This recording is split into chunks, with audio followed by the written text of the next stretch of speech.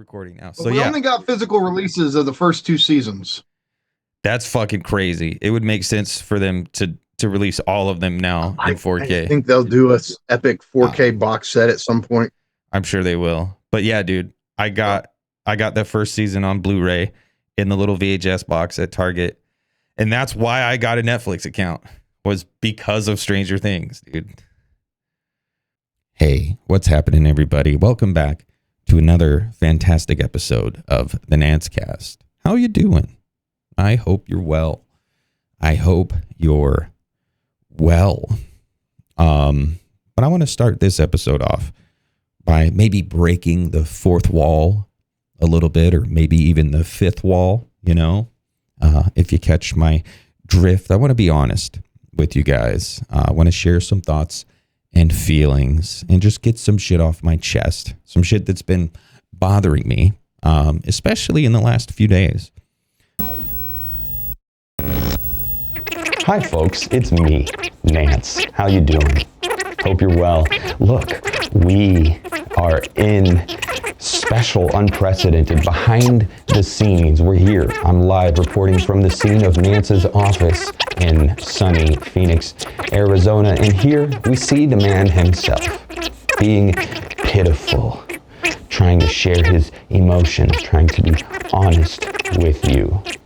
Hey dude, this is the internet. That's not to get down. That's not what we do here. We're here to entertain. We're not here to be honest. We're not here to share thoughts and feelings and emotional truths about ourselves. We're here to entertain the masses. And as you can see, this fucking girly bitch over here, he's just crying about some dumb bullshit. It's all really unimportant. I'm here to get us back on track. You know, he's talking about breaking the fourth wall, breaking the fifth wall, blah, blah, blah. Cry me a fucking river, homie. Stop being a bitch. Get back to work. Give the people what they deserve. Give the people what they demand. Entertain them, you silly motherfucker. Stop trying to use them as therapy. Why don't you go out and buy your own therapist, you fucking silly bitch? Anyway. We're just going to go ahead and fast forward through all this shit. Basically, thanks for coming, folks. You know, I really appreciate it. Thanks for sticking around. We're going to have fun. This is a much more lighthearted episode than the recent episodes. The recent episodes, we've been doing a lot of work. You know, we're starting the year off on a fucking bang, and that's excellent. But this is a chill episode. So, fuck yeah. Anyway, take it away, Nance. Yeah, quit being such a bitch, dude. We'll catch you on the next one, or actually we'll catch you on this coming one, because I'm going to go away, but the video is going to come in. The episode is going to start. I'm leaving, but the episode is starting. So I'm not actually, from your perspective, I'm not going anywhere, so I don't need to say goodbye or anything. But from my perspective, I do need to say goodbye because I am actually leaving now. So, but anyway, here's the episode. Enjoy.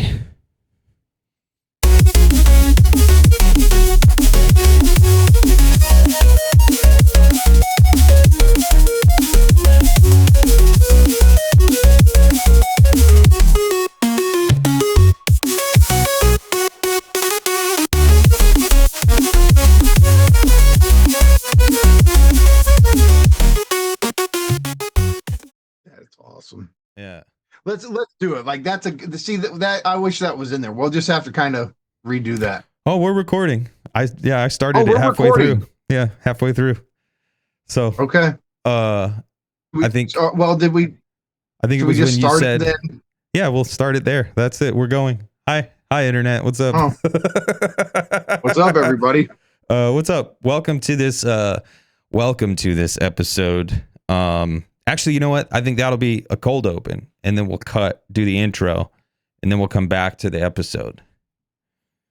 Okay. So there we go. What's up, internet? Welcome, internet. What's going on? We're here to hang out and relax. Mikey, we've been doing a grip of shit lately. I feel like we've been been very busy. Yeah, dude. But like super productive. I was talking to Todd a little bit when you got that phone call, and just kind of, he was like, well, so how's it going? And I was like, oh, just been busy.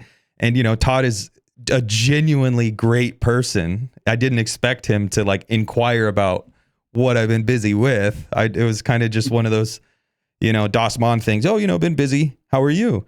But Right. he was like, oh, well, what have you been doing? And so I was trying to list off all the shit we've been up to.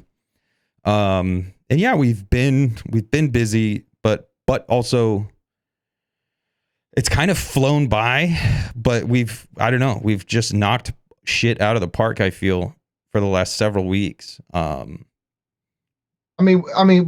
yeah, we did the Baudrillard reading. But before that, we did the Accelerate Manifesto. We did that. Teleoplexy. Well, before Manifesto, we did Quick and Dirty. Like, yeah, dude. Yep. And these have been long, especially the Accelerate Manifesto or Accelerationist Manifesto, or a manifesto for a left acceleration, however you for an accelerationist politics, I think. You titled this. Yeah. But that and the teleoplexy exegeses have been very long. Yeah, dude. And then we talked to Nick, had a great conversation with him. We just talked to Todd. We did the Bataille exegesis with Sean. Yeah, we've been busy. And so it's almost like time to do something just chill and fun. And we haven't even mentioned this whole thing that you and I have been pretty obsessed with for the last week or so, which is Conformity Gate. Dun, dun, dun. Hold on. Let me find my soundboard. Let's see here, dude. Where's it? Oh, I don't have a cool... Conformity Gate. It's Conformity Gate. Nance, what is Conformity Gate? Hold on, I'm trying to find a different voice. Conformity Gate. Conformity Gate. That's got more echo. Conformity Gate is this. Here, I got it. I'm not doing that. Conformity Gate is this conspiracy hypothesis that took the internet by storm during the first week of January 2026, and it's speculation that the Duffer Brothers and Netflix pulled a hoodwink on all of the paying Netflix audience, and that the last episode of Stranger Things season 5 was not the real last episode, that there would be an episode 9. And so we saw people on the internet coming up with all kinds of kooky theories and hypotheses. Crazy conjecture.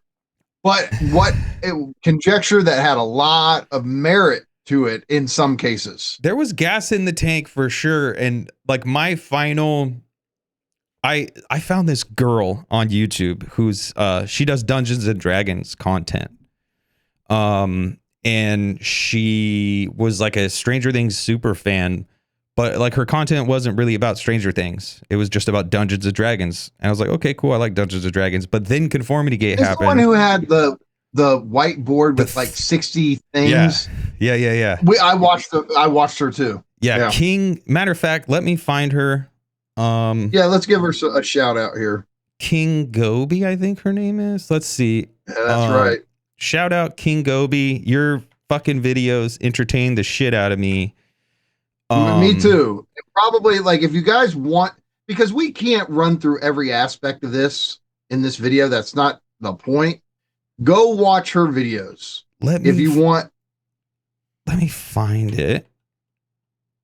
And I will link it in the description of this because, yeah, shout out her. I think she had the dope of all the shit I saw. Her shit was the most entertaining. And also she had 3 whiteboards and she was like going through, like doing all this stuff. Yeah. Yeah. So it's Nigobi, Knigobi, and I'll link it in the description so people can go in for more. But there were tons and tons and tons of videos on TikTok and Facebook. Oh, dude. Like, it's one of those things that when people who learn about Stranger Things and get into it a decade from now, 5 years from now, a year from now, this was a moment that you kind of had to be there Yeah. to understand.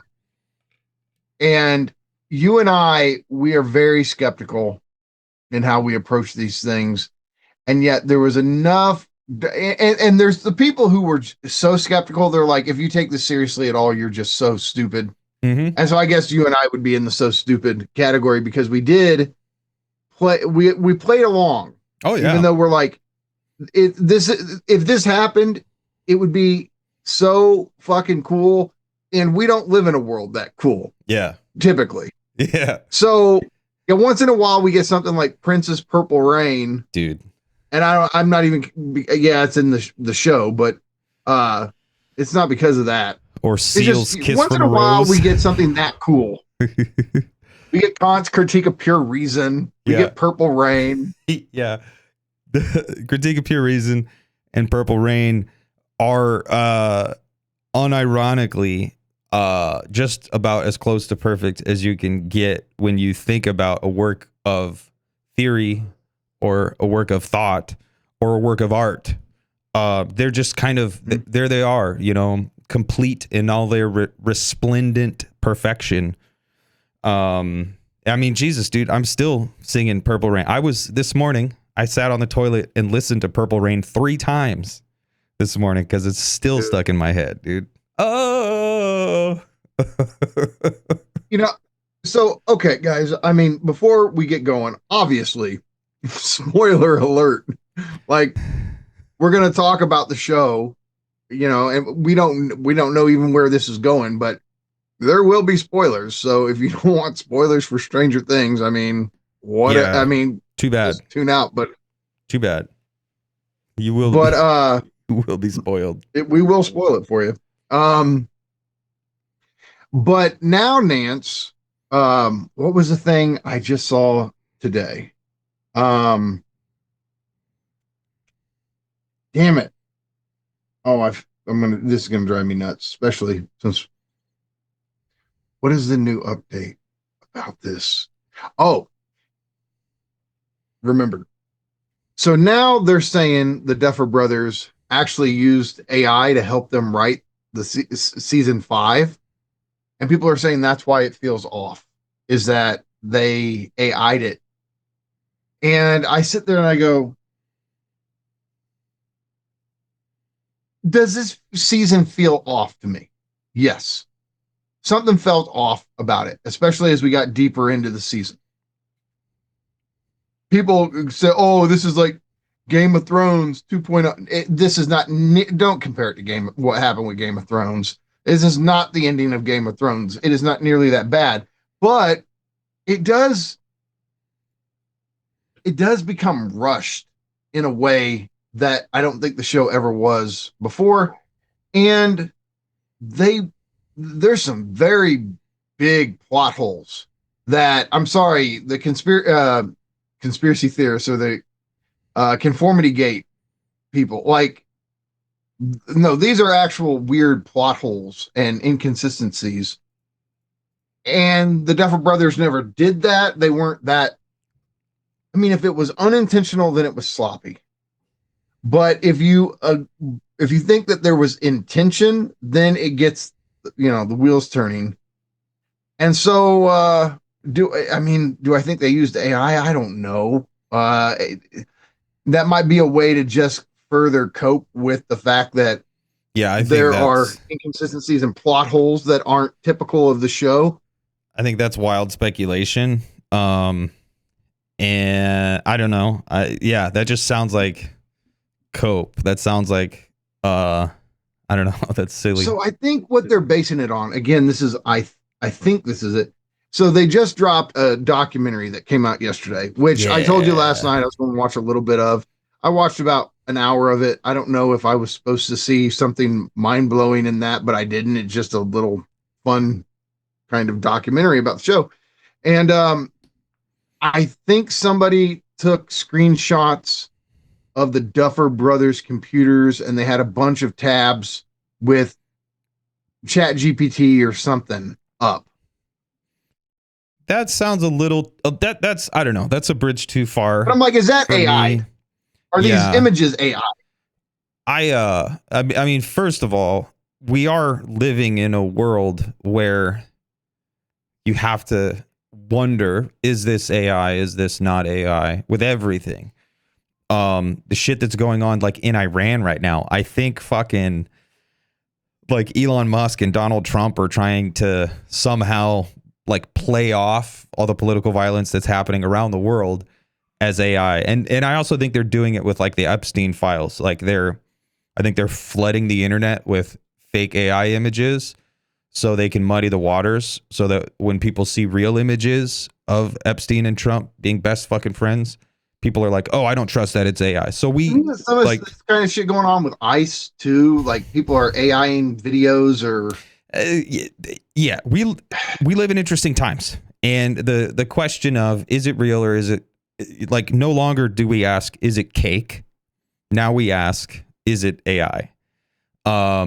And I think, yeah, that's valid, but I also think it's kind of incumbent on everyone to push back, because you can still see AI generated. Like, you can still tell the difference. Like, I'm sorry, there's people who are like, Yeah. you can't tell the difference, this and that. Like, but you really can, dude. And if you can't tell the difference, then that's an indictment of you. And you need to put down your fucking phone, get off the fucking internet, and get into real life, because I spend a lot of time on the internet. Yeah, just like you can still tell the difference. And I think like people doing this, is it AI, or oh, the Duffer Brothers used AI to write Netflix. I think that's a rejection. That's a retreat from reality. Like, that's a retreat from the world into like a safe, cozy little space where you never have to deal with conflict, confrontation, contradiction, negation. Like the Duffer Brothers, they whiffed. They took a fat shit. Netflix put them under weird pressures. They wrote a shitty season of your favorite TV show. Deal with it. I think immediately running to wild speculation about did they use AI? Yeah, sure. They might have. I doubt it. There's intentional things they did, a la Conformity Gate, to play with us, to get us thinking. I think it's possible. I think that's more plausible than them just randomly. I think Stranger Things is a great work of art. I really do. Like, I think it's excellent. Yeah, let's back up. Let's just talk about how much we love it and what it's meant to us over the last decade. I think that's something we need to say. I mean, this show has meant so much to me. I've adored it. And I've loved every season of it. 5, I have my issues with. But for the last decade, it's been one of my favorite things in pop culture, if not my favorite. I will say this, and I'm lucky. Okay. Things are falling apart here. Okay. So I'm glad I have this. They only did one season on 4K. Things are still falling apart. Did one season on 4K. You could get these, I know, at Target. Yep. And it like, so you open it up, it's like a VHS tape, right? And the discs are in there. But season 1 is just remarkably 10 out of 10, like one of the greatest seasons of television ever. Just mind-blowingly good, at least as far as I'm concerned. And it will always, like, I can just sit and watch season 1 and let it be the full story. I know there's more, but I can do that, and it just is something I adore. I think season 1 in particular, the aesthetic they used, it was so absolutely accurate to that early 80s suburban America that, I mean, there's a bit of hyper reality. It's more 80s suburban America than 80s suburban America was. But the real points of nostalgia aren't in, Egos. I mean, we still have Egos, but different in the 80s. Like Egos and He-Man and blah, blah. That wasn't it. like for me, it's like when they would just show the porch swing on the Yep. buyer's house, and you got the mourning doves making the sound, like, because I mean that sound is, I grew up with that sound just on a kind of cloudy, overcast day, Yep. and I'm like, that's my 80s childhood, is that little moment. And so look, the nostalgia got me, of course, but you know, some of the best performances from kids in a TV show. I mean, every one of them killed it. And so, you know, the cast was great. The writing was great.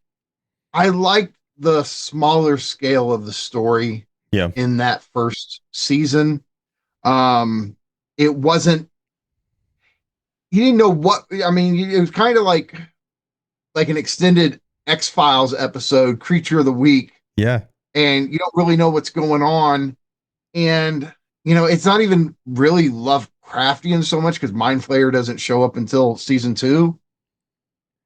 And yeah, the small scale, all of that, it just was wonderful. So so I love things about all the other seasons. I know season 2 is not one of your favorites.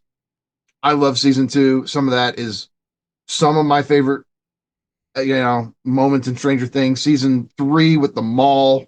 Yeah. I mean, I was such a mall rat, you know, the first 20 years of my life. So that got me.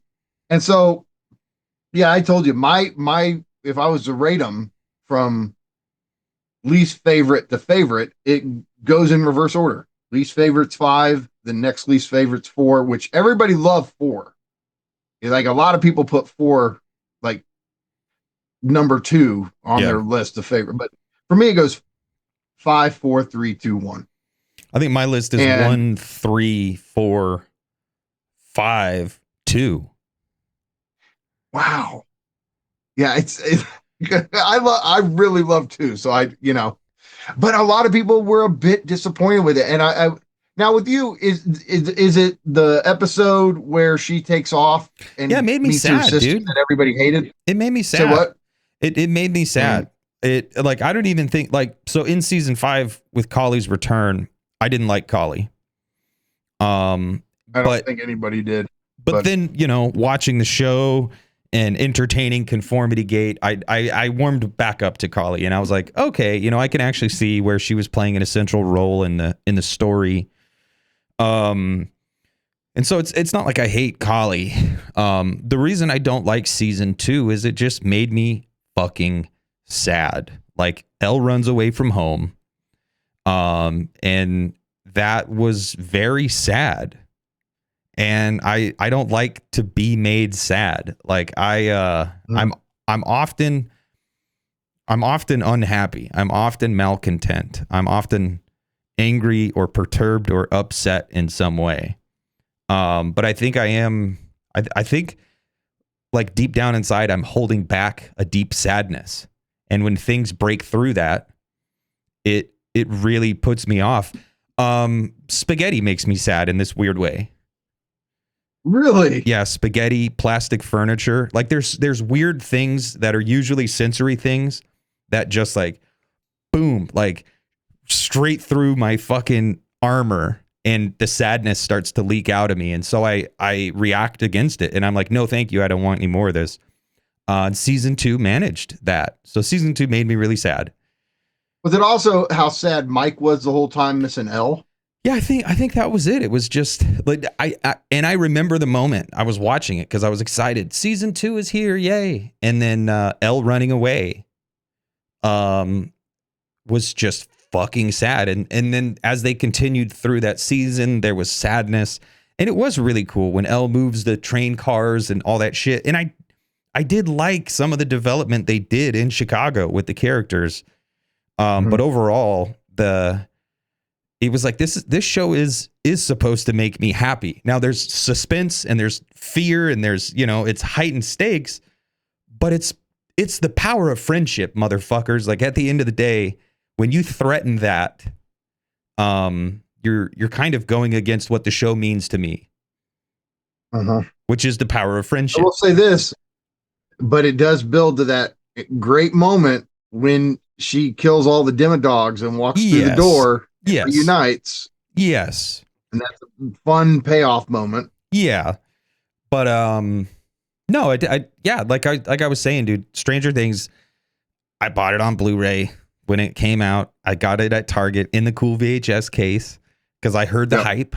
Everyone was talking about it, and my broke ass didn't have a Netflix account at the time, so we watched it on fucking Blu-ray, and then we got fucking Netflix because it was that fucking good. You got Netflix because of Stranger Things. Because of Stranger Things, yeah. So I do think it accomplished something. I mean, look at how many other TV shows and movies emulated what they did right after season 1 came out. I mean, that movie Top of the World that Netflix did was emulating the aesthetic. It, I don't think they would have remade it had Stranger Things not come out. And there were a lot of other shows and movies and stuff. Welcome to Derry is very much is still haven't watched it, by it, but to be fair, Stranger Things is inspired by it. So it's but it's it's the Duffers, had they not got the deal with Netflix or whatever, had they pitched it to Netflix and Netflix said no thanks, I don't think they would have remade it, or at least they probably would have remade it, but it would have looked very different. The Duffers did something with aesthetics. They chose to put it in the 80s. Yeah. It was the original miniseries that I grew up watching, which to me was, when I was a kid, Tim Curry as Pennywise was the scariest horror villain.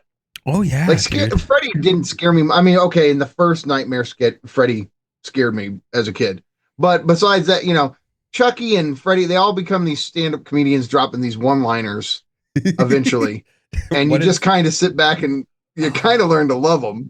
What is Freddy? Is it die? It's not just simply die, bitch. Is it, Freddy? No, it's welcome to prime time, bitch. Welcome to prime time, bitch. Yeah. And then smash it on TV. Yeah, dude. Okay, Dream Warriors. I mean, this is obvious. I mean, that's my favorite one out of, and again, there's little hints of Dream Warriors influencing some of this, right? Because when Elle goes into her thought space, it's almost a dream. And, and then you're in Vecna's memories, which is kind of a dream world. And Robert Englund played Vecna's dad in the season 4. So yeah, there's all this. So there's the Nightmare on Elm Street influence. There's the John Carpenter, Goonies influence, the It influence. I mean, it's all these things we love. And somehow, there's one scene, I think it's in the new season, maybe it's 4, where the vines, I don't even remember whose legs, but the vines grab I think it's a girl. She's elevated up and the vines grab her legs, which is a little nod to Evil Dead. Yeah. And so it's like if you know these references like you and I do, because that was our religion growing up. Yeah, dude. You catch, they're just everywhere. And they did it very seamlessly. Yeah. So, and I mean, the Stranger Things theme song, which inspired my theme song. I told Christian, hey, make me something that's got some Stranger Thing aspect to it. But, they're pulling from John Carpenter's, his soundtracks and the music he composed for his movies. And so, yeah, it was just amazing. And that's why so many of us our age really do love it. And there's also the popular hipster thing to just hate this show because, everybody loves it. Because I'm so cool. I'm too cool for school. I don't like cool stuff. And dude, I have always loved these moments where pop culture is at its best. And growing up in the 80s with Star Wars, there's no, I just loved it. I loved Back to the Future back then. And these moments in pop culture with hip hop or whatever in the 90s, I love the moment when Pac was, I was there for it. So I love when pop culture can do something exceptional. And this show was exceptional. That brings us to the kind of unexceptional end of it all, and why maybe people have trouble coping with that. Yeah. Well, and that's the thing, man. Like my initial take. So I watched. I think I watched all of them a little late. All of season 5. You had a lag in your Yeah. watching. I was watching them the second The day they came out. dropped. Yeah. But so I was excited for it. I mean, we've been waiting for years at this point. The hype built up, but I am kind of insulated from the hype, not being on the internet or not being on social media anyway. But I was definitely excited. And then I watched them all. After I watched all of them, I was just kind of like, yeah, okay. I was definitely. Guess it had to end somehow. Yeah, and that's the thing, man. So once again, speaking of Stephen King, and there's another Stephen King reference I want to make later. But now Stephen King in the Dark Tower series, I think it's 7 or 8 books long. Isn't that where they got the font from? Is that one of the books at least, that font? Dude, it's like all Stephen King's books in the from the 70s and the 80s. Like that was his titular font, the Benguat condensed bold or some shit.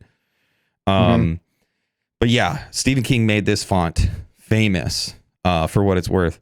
And that's why Stranger Things chose the font, because it's iconic of this genre of horror, nostalgic horror. It was the font for capital versus subjectivity. Yeah. But in the Dark Tower, which is Stephen King's, I think, foray into science fantasy, maybe we'll call it. Most people know Stephen King as a horror author, and rightly so.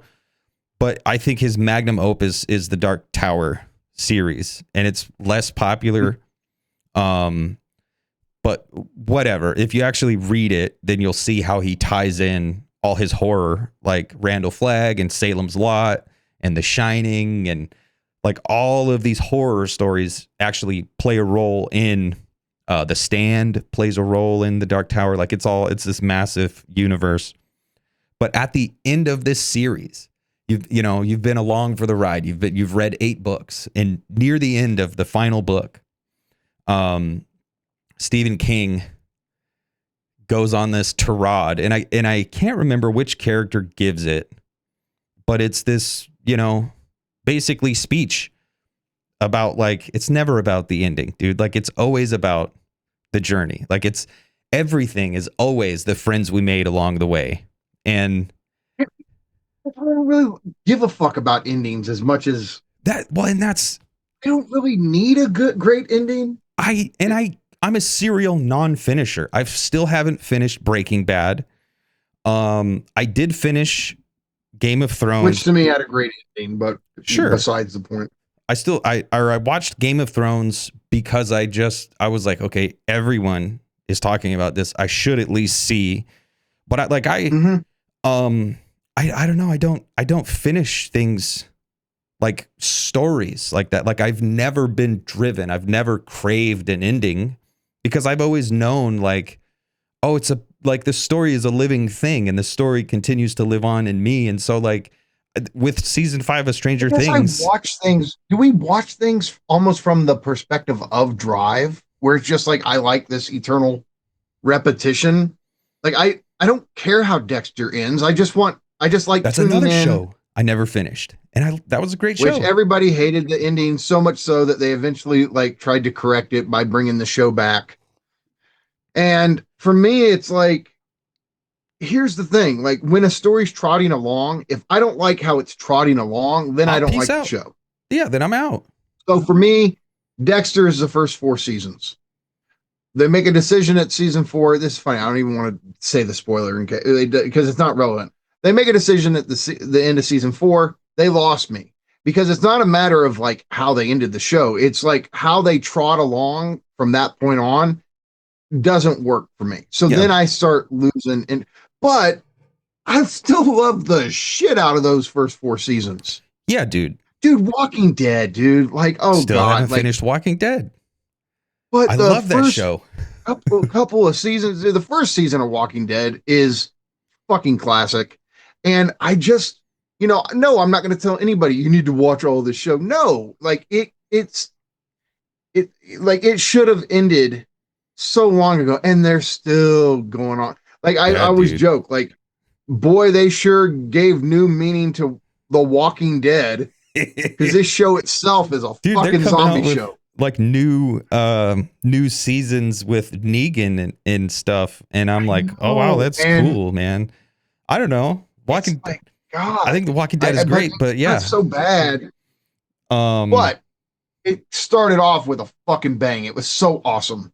And, that was a moment too that kind of, but yeah, I just have this ability. Like, I don't need the whole thing to be great. And look, Stranger Things, I don't even, I'm not here to rant and hate about the finale. I think it's kind of mid. I don't think it's sure. anything like exceptional. And yeah, I mean, I think we should talk about some of the glaring, you know, you know, plot holes that you're sitting there going, wait, what?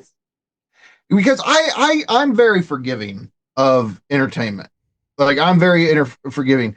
These stories are fictions. Now, I Yeah. understand somebody could go, yeah, but if you're a truly great writer, you can make these consistent universes. I get it. And if I you don't appreciate it, fine. But like, I don't like, for example, are there narrative issues with Fight Club? Yeah. I'm not there for narrative consistency in Fight Club. I'm there for the ideas that the film is expressing. And so, yeah, but there are moments where narrative inconsistency is so blatantly obvious where you're like, how? Wait, that's so obvious. Is that on purpose? Yeah. And that is what happened here, is that some of these plot holes were so glaringly obvious to everybody. People are sitting there going, well, the Duffers couldn't have just not seen that. So is that on purpose? Well, if it's on purpose, then it opens up the possibility. Here's the big thing. The idea is somewhere in the last episodes, or at least the finale, all of this is Vecna's mind. All of it is an illusion. Somehow he's captured Mike. It seems to make sense, like to say Mike's the one in Vecna's trance. Okay, and so we're not really perceiving things as they're actually happening. And so the idea of Conformity Gate is, okay, there's going to be a ninth episode that retcons what we just saw in the finale, which makes it not the finale, and we're going to see that we've been going off about, oh, this plot holes and blah blah blah blah blah, and it's us that will have been caught in Vecna's trance because we took the finale to be the finale. The secret ninth episode will change all of it and show us what really happened. People really will die. Some of our main characters won't make it out alive. Blah blah blah blah blah. And so that's a very fun, interesting idea. It didn't happen. There is no ninth episode, and I still, there's a couple of the guys that I know, young guys that I work with, who are still just like, no, I'm like, guys, there's no ninth episode ever coming. The thing is, dude, and like my initial response to Conformity Gate, like I heard the evidence, I weighed the arguments, and my initial position was, oh, they're just setting everything up for a sequel or a spinoff. I didn't I was like, the most likely thing is that they're like trying to build a pipeline and trying to set up the sequel, spinoff, like whatever it is. And so initially, before we heard of Conformity Gate, we were talking about we're both on the same page about this. Yeah, the ending with Elle, and we were like, oh yeah, dude, watch, 5 years from now, Netflix is gonna have another show where these kids are in trouble. Different kids. Yep. And there's going to be some mysterious figure that helps the kids throughout the season. And like the season finale will pan up on this figure, and it will be revealed to be Elle who helped them somehow. And then the next season, The military will find out that Elle's alive, and the only way to hurt Elle is to hurt Mike. And so Elle's going to have to go back to help Mike and Dustin and Lucas and Max. And that's when they will reunite, and we will get this great reunion. Oh, she's alive. Okay. That writes itself. Yeah. Okay, you have to overlook certain issues of how we get there, but nonetheless, if you ignore them, it writes itself. That's what they're going for. Yeah. Now, this other mysterious ending, now people can go, well, Dungeons and Dragons, multiple endings. The story is yours. Create your own story, make your own ending. Yeah, if there was this other option to have this other ending, great. But when everybody had made up in their mind that all of it's like, well, not all of them, but many of our favorite characters were going to die. Yeah. And when you think about it, you're like, why did anybody think this this show it's not Walking Dead. It's not one of these shows that kills off main players, surprisingly. It never did that. And everybody who it did kill, they set them up to be killed. Callie nobody surprised Callie bites the bullet. Yeah. Billy, nobody was surprised about Billy. Barb and Barb. Eddie. Yeah. So now look. Sean Astin. What was Sean Astin? My thing is, before we go any further, I think you need to say the thing, because this is the most important, right? Because this is the thing that we're most theoretically interested in. Then we can come back to some of the more basic stuff. Tell people what it was like to be in this liminal space. That's what we've loved. Yeah. So the thing that really entertained me and really got me going during all of it, the first week of this year was a non-standard week, and we were living in a strange superposition of temporality where we didn't know what type of world we lived in. Did we live in the type of world where the Duffer Brothers and Netflix can fumble so hard their darling property? Did we live in a world where they were just trying to build hype for their spinoff or their sequel or whatever? Or did we live in a world where they were so fucking awesome and so artistically engaged and dedicated and devoted to the fan base that they were going to pull off this amazing thing where they tricked us all, they hoodwinked us all, and then they dropped it on Orthodox Christmas, which was January 7th or whatever. And that part of this, that liminality was fascinating to me. And so much so that I was thinking about it. We were talking about it. And I was like, this is retrostition. Like we're already determined. Like the world already knows what kind of world it is. But we, from our subjective position, we don't know. And so we're building all this hype and we're like latching on to this object that doesn't exist. And we're like enjoying it and interacting with it and creating rich tapestries of fiction and speculation and theoretical hypotheses and this and that. Like we're pouring so much of ourselves and our energy into this non-existent thing. Kind of like how hyperstition works, where hyperstition is you're pouring energy into an object that doesn't yet exist, but then comes about, and so retroactively, like the hype gains and the energy, material traction right, in the process of But the world we were living in, it was precisely backwards from that. Like the object, it was already determined whether or not the object existed. Either exists or it doesn't. Yeah, but we were still building up all this hype as if we could bring it into existence. And then January 7th came along, and there was no drop and people's hearts were broken, but it did kind of close a window, because for a week we lived in a special kind of time. Like we lived in a special temporal flow where the worlds really were superimposed.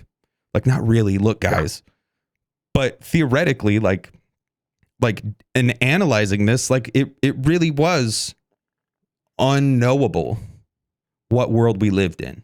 And so that's a strange way to start a year, dude. And it's an amazing way to start a year, especially because it was pop culture that moved us all in this way, and that got us all thinking and imagining a better world, right? Just imagine, what if politics could motivate people? Or what if... Well, in this space you're talking about, this is the kind of space that Lenin, that Marxists in general have. Like, you have a window of opportunity to act politically, and then that window shuts. It's almost like a portal to the upside down. You have a very small amount of time to go through that portal, or it just shuts, and then you don't have the possibility to go through it. Politics seems to happen a lot of times like that. That's why Zizek and Badu and those guys will talk about these moments as events if something happens in them. And what happened here is kind of an anti-event. But it's still an event. It's a still event, a negative event. Like, it's an event, dude. Like, I think this will go down in history. The thing that bothers me is I do think people are going to sit here and say, oh, the Duffers suck. Oh, the Duffers are using AI. Oh, this and that. I don't think that. Again, watching the final season, yeah, whatever. I was like, yeah, okay. But I knew it wasn't going to scratch all my itches. Like, I wasn't looking for season 5 to be good. I was kind of looking for it to provide closure in a way. It's like, okay, Stranger Things is over. Now we can move on. But it seems like so many people didn't get the message about OJA. And I don't think the closure is coming for a lot of them. Right. Well, and that's the thing. And like, that's what's so fascinating. Fans, we're fans. I would say we love. There's a level of fandom that certain people get into that I don't relate to on any level. Yeah. Like, well, you know, I'm not shaming them. I'm just saying I don't relate to it. They get their symbolic identity from the commodity.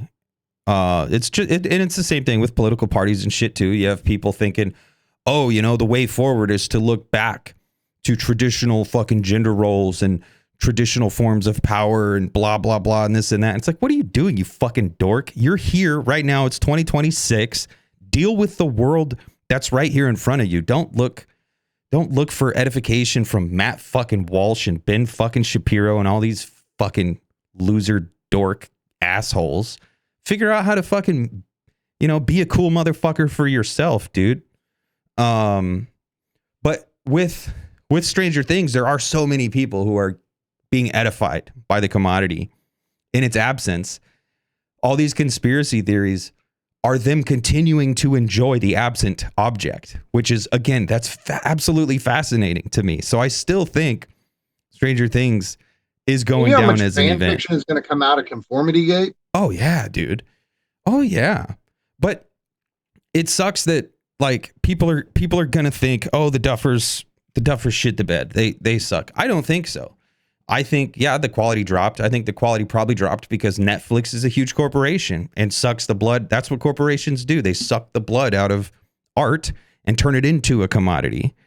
But I think they did the best they could given their conditions. You know what we were hoping for? Part of us, like what we were hoping for in Conformity Gate is, please violate the rules of marketing.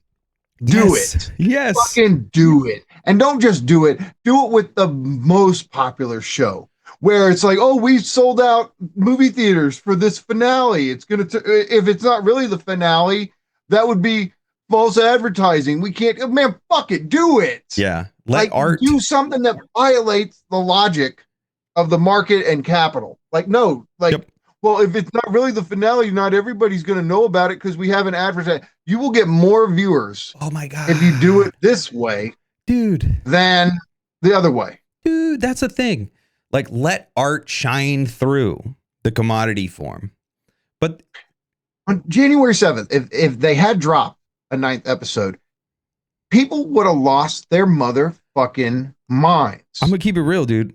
I would have lost my mind. Like, me too. As cynical and jaded as I am, and like throughout the whole thing, when we were talking, like my attitude was like, yeah, it's not gonna happen, dude. It's not gonna happen. It's not gonna happen. Had they done it, I would have gone bananas, dude. Like, Let me say something.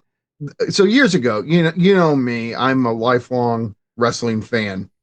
There's this guy, Adam Blampier, who used to do these. They're like what if scenarios. Like I'm gonna go back and rebook famous moments in wrestling history. Ultimate Warrior So what he did and was, Macho Man. Ooh, he would take something like that and rebook it and say this is how it should have gone down. dude. And I love this guy's videos. Well, one of the absolute biggest letdown mistakes was how Vince McMahon decided to bring the NWO, Hulk Hogan, back to WWE Yep. after the whole WCW period, the Monday Night War period. And the fact that he just like nonchalantly has the three of these guys after all of the Monday Night War, they just stroll out and they get in the ring and they cut like uninspired promos. And it's one of the biggest like mistakes in wrestling history. And this Adam Blampier guy rebooks it. And so he has it where, okay, this is also at the time where Vince and Ric Flair have a beef going. And he does it where it's like, exactly, that Ric Flair is coming into WWE. He's got a significant, share of the power. And Vince has had it up to here. And so you do a Royal Rumble scenario. For anybody who doesn't know, Royal Rumble is a very special WWE pay-per-view every year. It has 30 contestants. One wrestler comes out every 2 minutes. So there's 30 wrestlers in the match. Growing up, this was my favorite pay-per-view. Yeah, dude. And it started to become a thing where a lot of wrestlers who after either were injured or left the company would come back at the Royal Rumble in a surprise spot, right? Well, all right. Nobody ever imagined the three core members of NWO coming back to WWE after the whole thing with WCW and all that. So Vince and Rick are having their big, storyline battle. And so this Adam guy's like, okay, what happens? It's the Royal Rumble. Vince is like losing to Rick, but then he hits Rick with a steel chair or something. And he's like, I've had it up to here with you, Rick. I'm done. If WWE is going to die, I'm going to inject it with a lethal dose of poison. And then he drops the mic. Now, the fans don't know what the hell that means, right? Dude, comes along, Rumble's going along. Entrant number 30. The whole place goes black. Everything's quiet. And then out of nowhere, the NWO music hits and people lose their motherfucking minds. Yeah, dude. Right? That is where you start to see like missed opportunity. Yep. Okay. Now Vince should have done it because that's your job, dude. It's not really the Duffer Brothers' job. They're trying to give you a finale to a show. Is it their job to try to pull off one of the greatest it's Netflix things in the history of pop culture? I don't know if that's like part of us as fans of the show is like, yeah, do it because I'm there for it. But I don't think they have a duty to be doing that kind of, surprise type of entertainment the way that wrestling does it, all the time. Yeah, I think I think season 5, Conformity Gate, all this, it's going to go down as a flop in history. And I think Netflix dropped the bag. I think all the responsibility for this floppage is with Netflix. And I think the Duffers did the best they could do. I really do. I like was the season some of it weird? Yeah, let's do it because let's do some of it. Let's talk through some of the main shit where you're sitting there. Okay, Nance, could these 8 or 9 teenagers beat a goddamn kaiju with one blowtorch? Yeah, man, I mean, no, dude. No. Like, so that's where, like, what kind of writing is that? It's like, look, I understand the whole thing is like Stranger Things taps into childhood magic. Okay. But there's too much of like, and then Elle's gonna come and she's gonna jump through its chest, and then she's gonna pull Vecna down, and then like a kid playing with action figures. Yeah. They kept doing. I call it the and then. That's what little kids do when they're playing with toys. And then Superman comes down and hits Godzilla, and then Godzilla hits Hulk Hogan, and then like there's too much and then going on in the finale for me. And people can go, well, it's an 80s kid. Yeah. And maybe if the kids still were little kids and they were somehow having to fight a battle, if I looked at them and saw the Goonies, if I saw Chunk and Data, and okay, but I don't see Chunk and Data. They're too old. Yeah, there's whole ass adults. Right. So, I mean, when you see this, like when I saw it, I'm like, can you imagine if I was in a battle with 10 ants and one of those ants had an ant-sized flamethrower and that's supposed to take me out? Like, it's just... Yeah, I mean, it was silly. That sucked. It did. And I was like, man, I wish... I don't know. But by that point, I think it, like, for me, it had already set in that it was like, it's gonna be this. Yeah. And I was like, I don't know. It, like, going from season 1 or season 3 of Stranger Things, it's so real, it's so plausible. Even season 3, all the shit at the mall, like that had a level of plausibility to it, and it had stakes to it. That's the point. Like, so much as had stakes. Nance, in season 5, when those guys jump Dustin at the graveyard, they do more damage to him than a fucking kaiju. Yeah, man. The thing for me, I never liked Vecna, and I really didn't like the way they handled the Mind Flayer. But that's why doesn't the Mind Flayer just turn into dust particles after this body is defeated? Why is it now no longer dust particles? Well, and that's the thing, man. Like in D&D lore, the Mind Flayer is not a giant kaiju. The Mind Flayer is an anthropomorphic octopus type creature. I mean, it could be the case that but they're anthropomorphic.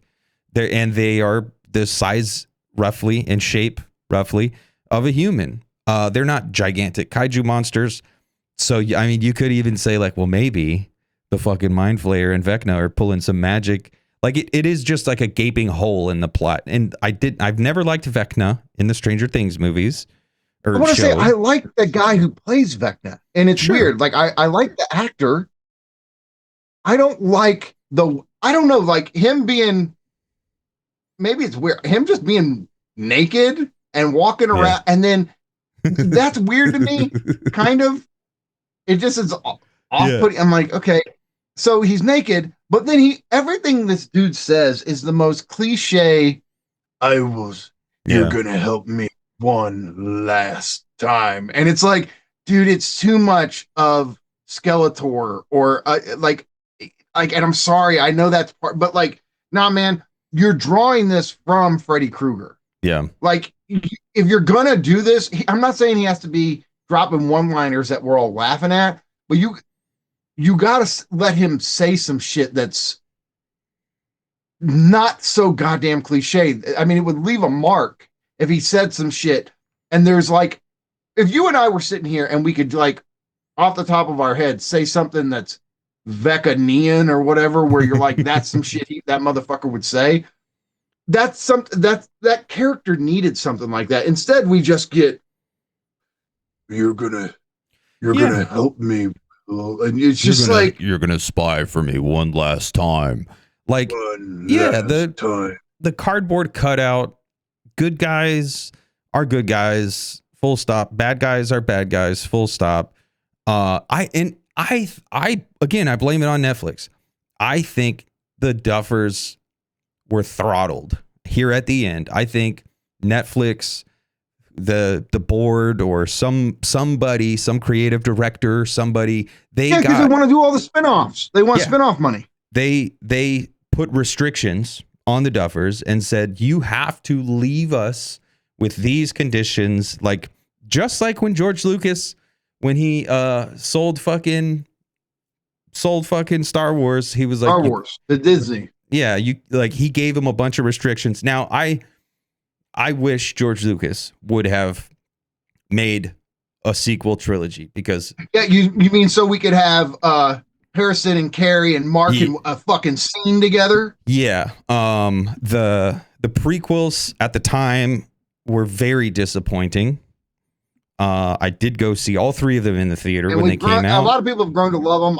I love them more now, but they were disappointing. They were disappointing at the time, but it's because Star Wars was such an important thing, and it was impossible to make satisfying Star Wars movies for everybody. Looking back on that now, I can see it.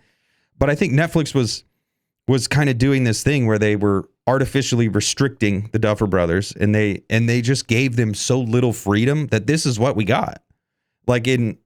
Also, there was the writer strike that pushed this back. Yeah. So now the kids are older. COVID pushed it back. COVID pushed it back. The writer strike pushed it back. And then, these guys now have a deal with Amazon to go produce 3 new shows at Amazon.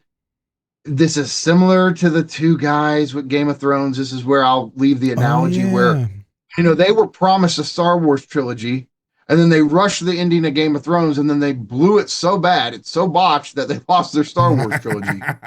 Didn't they also? Didn't they do Westworld? Losers. Didn't they do Westworld on HBO? I don't think so. Somebody did Westworld on HBO, and I liked Westworld on HBO. Everybody hated it. 2 seasons. It's another example. The first season of Westworld is fucking amazing. Yeah. Second one's pretty damn good. Third one, I'm kind of like, they lost me. Yeah. Well, but that was another example of, I liked it. I was like, yeah, this is cool, man. But then the studios and the fucking distributors and the platforms and the streamers and all that shit, they get in the way of actual artists being able to produce art. And that's it. That's why season 5 of Stranger Things sucks, I think.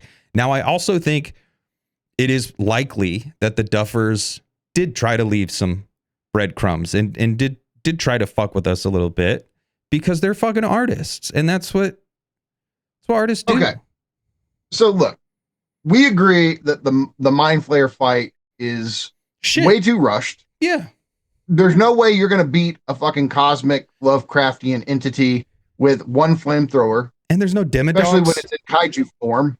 There's no demodogs. They rush the battle. And then all of a sudden, these kids can teleport on top of a giant cliff from how the fuck they get up there in 30 seconds. There's so many, it's that shit. And then somehow Nancy, she's Rambo. She's Rambo, right? She's got the Rambo look. It felt very much like a Saturday morning cartoon. It does, and they probably think, well, what else? How do you think? You think there's going to be a 40-minute Lord of the Rings battle? You want to go? Well, I expect some fucking demogorgons in this fucking world. Yeah. When this is where they come from. Where are the demogorgons, the demodogs, the fucking vines, the bats? Remember the bats that killed Eddie? Yeah. Where is all this shit? Yeah. Why is it a desolate wasteland with 2 entities, Vecna and Mind Flayer, living in it? And so there's all of that. Then, the ending, Elle fighting Vecna is so quick and rushed. Yeah. And, she had to fight harder to close the gate at the end of season 2 than she did with this, Yep. And it makes Vecna look so weak as a fucking villain. And maybe they're well, we already gave you the 80s. Oh, he survived the first attempt to kill him. Horror movie icons always come back. We did the Halloween ending. like, and they did, like, okay, so he falls out of the top of the house and then lands on the ground, and then, oh God, he's gone. Yeah, but but here's the thing. So when he's fighting, when he goes out of one of the coolest scenes in the season is when he comes out of the portal into the world and fights the military. That was, I had a blast with that. That was great. That was tight. But even that it felt small. Yeah. It was like, at least there was some kind of action and, Yeah, they had a big set piece action sequence. Yeah. So here's the biggest one we haven't discussed yet. Okay, so this crew, they have killed American soldiers. Yeah. Russia, Hopper's been declared dead. He was gone in Russia. He did all that shit. So after all of this and having this battle with the military throughout this season, and then like, okay, this is nothing. There's nothing really to add to this. Linda Hamilton was so underutilized. That's one of the great sins. Yeah, dude, I was so stoked when I saw her. I was like, "Fuck yeah!" No, and she didn't nothing. Yeah. And I'm like, man, that pissed me off because we know she can bring it. Yeah. So, okay, but after this whole thing, because they take it that Elle has died. Okay, so we just cut, and then 18 months later, Hopper is now the chief of police in Hawkins again. All the kids are off living their lives. How the fuck am I supposed to think the military is just going to be like, oh, well, shucks. Yeah. She's dead. Well, you guys can go along now. Go about your way. You've killed a bunch of us, but all's forgiven. Now, somebody could say they have so much dirt on them, like with what the experiments with the pregnant women and all this stuff that, and I'd be like, yeah, so they just murk all of them and call it a day. Yeah. Why the fuck? How does Hopper become the chief of police again after this? I think so. I actually had the end of season 4 left me feeling like, oh shit, they're gonna, like, I think it was a mistake to have the ground open up. They should have found a way to end it at the end of season 4. No, because more somewhat entertaining TV is good, and I do think it's somewhat entertaining. He splits Hawkins apart, and then they just negate the whole thing with that at the very beginning. It's like, oh, the military put slabs of metal over them. Well, and that's why, like, I feel like the way season 4 ended was where the mistakes began. Like, I remember watching it, and I was like, ugh, I don't think that's good, because then that takes it out of a plausible world, and it puts it in this world that's totally implausible. Like, oh, the ground opened up, and now the military's here, and now, like, that's where they crossed the Rubicon into this world of, and then yeah. It really is. So I don't think they should have ended it with season 4. I think they should not have ended season 4 the way they did. They should have found a different way to resolve that. So just avoid this whole thing with the actual streets and everything opening up. Because they blew the spot up. They made it too hot. And like, there's no coming back from that. Like, at that point, it's like, yeah, they're just going to come in and shut everything down. It's like when you're watching, I don't know, an action movie, and the good guy and the bad guy are shooting up the city and blowing up skyscrapers and shit. And it's like, they wouldn't let this happen. Like, somebody would come in and shut this shit down. Like, you lost me. No, they did have phones. Don't you think they'd call somebody and tell them, hey, my whole city just opened up? Like, yeah. And I mean, I get they didn't have smartphones or internet, but shit, they could communicate with somebody outside of their city. I mean, yeah, they had phones. They had they could have walked to Indianapolis. Is that where they walked? They had cameras. Yeah. They had video cameras. No, but it's totally beyond the realm of plausibility. And that's what sucks, because up until the midpoint of, or I'd say even it was very grounded. Yeah. Up until, the last probably 2 episodes of season 4, Stranger Things was very plausible. And that's one of the cool things about it, because it was a world that was very familiar, very nostalgic, and very plausible. So like that is what gave it so much juice. That's why it so easily transported us back to our lived in worlds, because it was so plausible. It was so, like, okay, yeah, we can bracket out all this fantasy shit and all the demons and magical shit, and let me just go to the arcade at night. Let me ride my fucking skateboard to the arcade. I want to say that's one of the reasons I love season 2 was the arcade scenes. Yeah. And the Halloween stuff, Ghostbusters, that was that stuff. But look, like some of these weird. Okay, so let's talk about some. I mean, for the military thing, it's just like, so if you're a conformity gatist, I don't know what the term is for somebody who believes in it, but we'll go with that for now.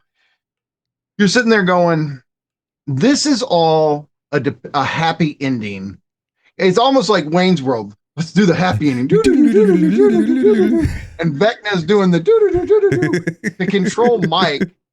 And I think they say, like, when Vecna comes out of the portal, like, whether it's Joyce or Mike, like, one of the first people he looks at is Mike. And Mike is, if you want to hurt Will, who has powers, like, and if you, even though he hasn't used them yet, Vecna has some sense of like, okay, they're tapped into me on some level. If you want to hurt Will and you want to hurt Elle, well, you hurt Mike. And it would make sense that he would try to entrance Mike, right? And so Mike is like somehow like walking through all this, or it's a trance and he's been captured. But the happy ending is just a way of controlling Mike. And so the thing is, it might not be in, maybe it's the finale, but at one of the last episodes, I think it's finale, where Max and Holly are going through Henry's memories, Vecna's memories. There's the one where she sees, there's his memory of seeing Holly at the playground. And Holly notices in this memory, there's one detail that's off. Is part of the merry-go-round, the center of it was, I think, yellow, but in the memory, it's gray. Yeah.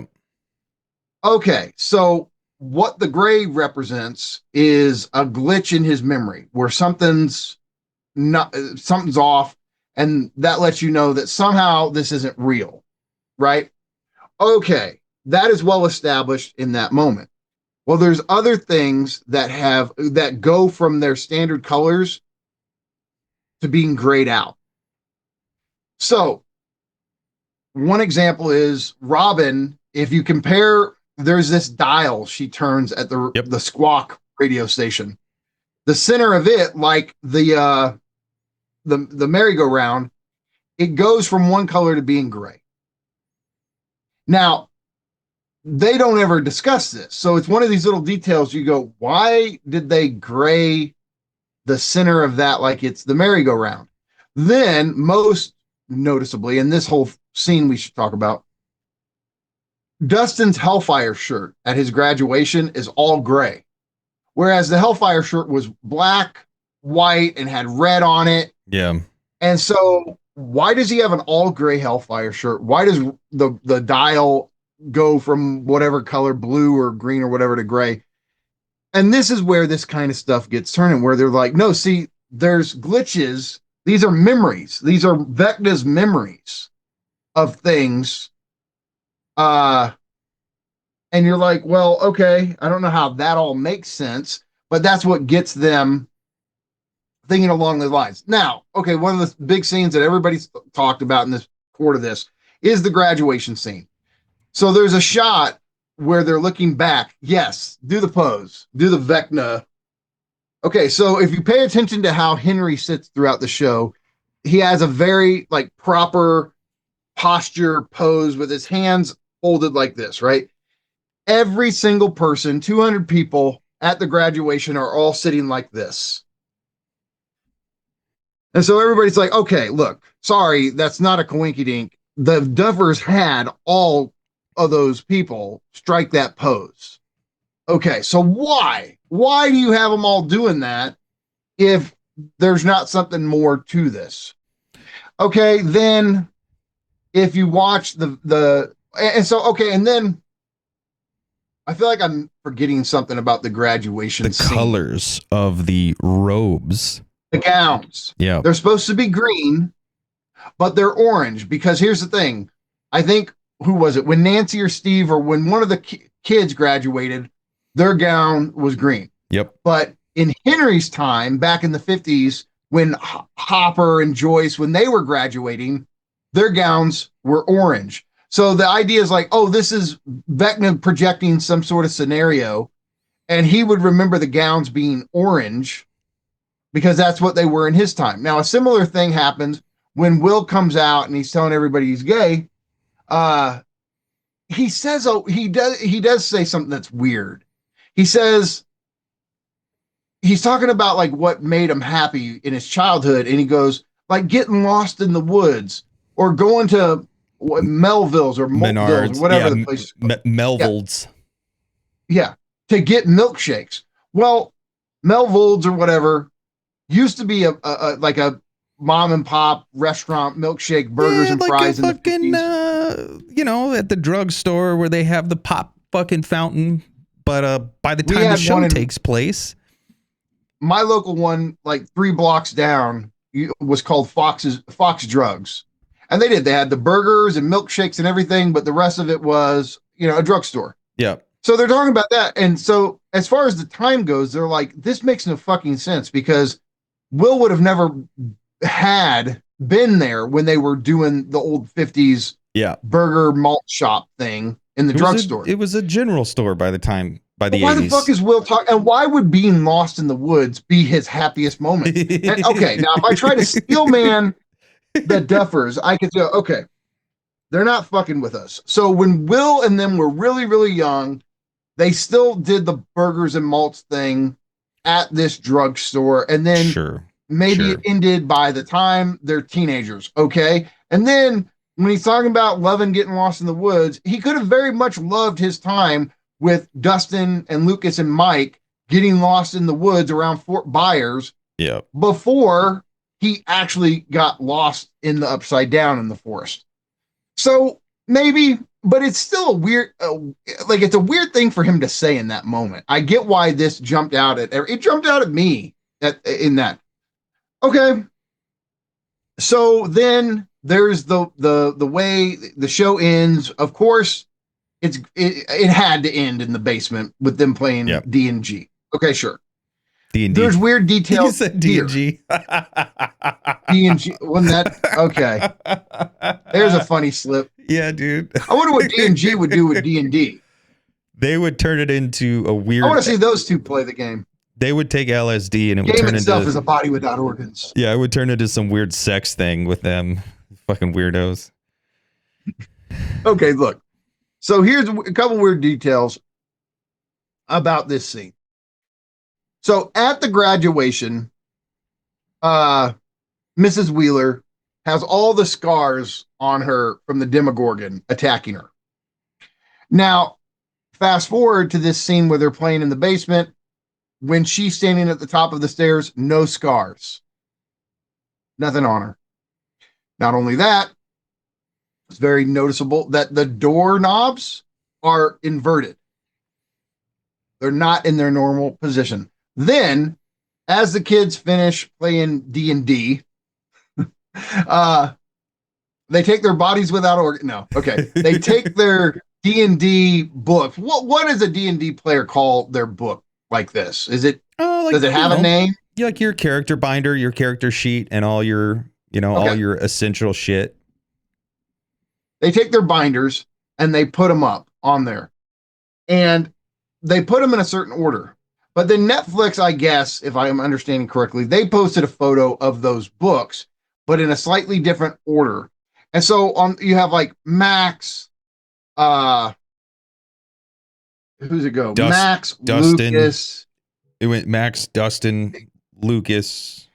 But these letters in their name, there's one row of the letters in all their names that in this picture it says X lie, which Dimension X they're saying Dimension X itself doesn't possibly exist, and this is a huge can of worms. So this other dimension, really, there's just the upside down in our world. X a lie. Now, could it be a coincidence that the letters line up like that? Sure. It's weird that they don't line up like that in the show, but then they post a photo with the books where they do line up like that. I don't know. There's weird, like the fact that Max and Dustin and them, they get meta and they start talking about, oh, we're just going to do the cliche happy ending. The plot, what about plot holes? They say something like this, right? Which seems to be like bringing our attention to the show itself. Like, wait, what's going on here? And then we get the story Mike's concocted about Elle. She actually, in his story, she survived. It was the only way for her to go about living her life. And we get this shot of Elle approaching this village somewhere. It looks like in the Swedish Alps or something. I don't know. I think it is the same place they shot the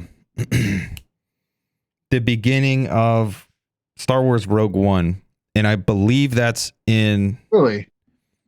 It's not Scotland. They shot Mark Hamill in Scotland. I think they shot Rogue One in Norway or Finland. But yeah, it's up around there somewhere. But it does look strikingly like the same place where they filmed the beginning of Rogue One. Okay, now I don't know if you and I had a chance to even talk about this little detail that I found out later. So when Mike is telling Elle like what he wants to leave and go start a new life with her after all of this is over, and he tells her this like fantasy he has of going to a place with 3 waterfalls. Now, in this scene, Elle approaches, this cliff, and there you see the quaint little city on a hill, and there's 2 waterfalls. And so people go, well, does that mean it's real because it's not perfect? It's not perfectly Mike's fantasy. Well, here's the thing I didn't realize. If you look at another shot of Elle approaching the 2 waterfalls, there's a waterfall in the back. There is a third waterfall. There's a third one. There's a third one. So is this just Mike's fantasy, his copium for how he is processing this grief? I think 5 years from now, when we get the show where she's back, we'll see. No, she's alive. But I think the meta of it all is that people concocted Conformity Gate in the absence of more Stranger Things as a failure to integrate the ending of a show. Now, again, retrostition and this liminal time space, which is super duper interesting. But after the finale aired and after everyone had seen it and people went about their day creating this vast, lush world of hypotheses. The tip of the iceberg we've talked about. Yeah. I'm going to link I think her name is Niobe or something like that. Yeah. But I'm gonna link her channel because this rabbit hole goes deep. Yeah, she did, and she's fucking cool too. She makes good Dungeons and Dragons content. But what people did in real life is what people are speculating these characters did, or specifically Mike is doing. Because aren't we all becoming dungeon masters? Well, I mean, it's like this failure to recognize and integrate. So taking the Conformity Gate hypothesis and saying we're living in Mike's fantasy, and Mike has crafted this fantasy to cope with, the death of Elle and the loss of his friends and the loss of his hometown and all that. So they're living in this fantasy. That's what happened in real life with hundreds of thousands of people on the internet. Stranger Things was over. And so rather than deal with that, people concocted a rich fantasy world where Stranger Things can go on. So it's enjoying. Gate is Elle at the waterfalls. Yeah, dude. It's like it's people are enjoying the commodity even when the commodity is absent. That's what for me, that's what's so fascinating about it is like Netflix figured out a way to get us to consume a commodity that doesn't even exist. Like, that's fucking amazing. And Nance, some people speculate this Conformity Gate thing, the timing was too perfect. The theory is Netflix actually started Conformity Gate. Yeah. And built up this hype, started to connect these little dots and put it out anonymously, whether it was on Reddit or whatever. But look, okay, guys, so there's other things. One little thing is leading up to the release of Volume 2 and the finale, the Duffer Brothers kept telling everybody when they were interviewed, Bloody prepare Christmas. for a very dark Christmas. Well, the finale is not dark because they understand the background context. Everybody's expecting main characters to die. So if you say prepare for a dark Christmas, you're saying they're going to be killing some fools. Yeah. This is going to be heart-wrenching. Okay. Now, we also know that the Russians have played a core part of this story, and they are conspicuously absent from season 5. Yeah, now, dude.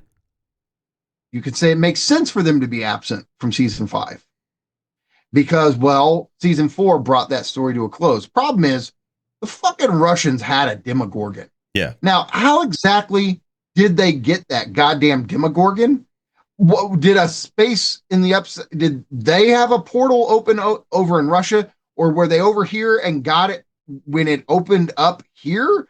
I don't know how the fuck they trapped it in America and got it over there, because the point is, in now that we know that there's limits to the upside down because it's a fucking wormhole, there is no Russia upside down. So it can't, like, somehow the wormhole is actually connected to Hawkins as a geographical location, and there is no Russian upside down. Except for when Hop traveled there. Like, never mind the fact that Hop fucking wakes up in Russia after entering the upside down in Hawkins. Like, no, wait, remember, it's at the end of season 3. He blows up the machine and the Russians capture him and they take him with them to Russia. No, he traveled through the upside down, dude. They traveled through the upside down and landed in Russia. I could be wrong. I'm probably wrong. I think you're wrong. They didn't. In my head canon, everybody, that's how it went down. Okay. What they were trying to do, I think, in Russia, as far as I understand, they're trying to open up a portal. They're trying to figure out how to mimic what Brenner did. But they weren't able to in Russia, so that's why they had to put the base under the mall, because they had to be in Hawkins. As far as I understand it. These are like really nuanced details that I don't even feel completely. This is just what I think. But I haven't thought about this a whole lot. So look, point is, guys, they say it's going to be a dark Christmas, and the Russians have played a core part in this. Why January 7th? Why the hell would this secret episode come out?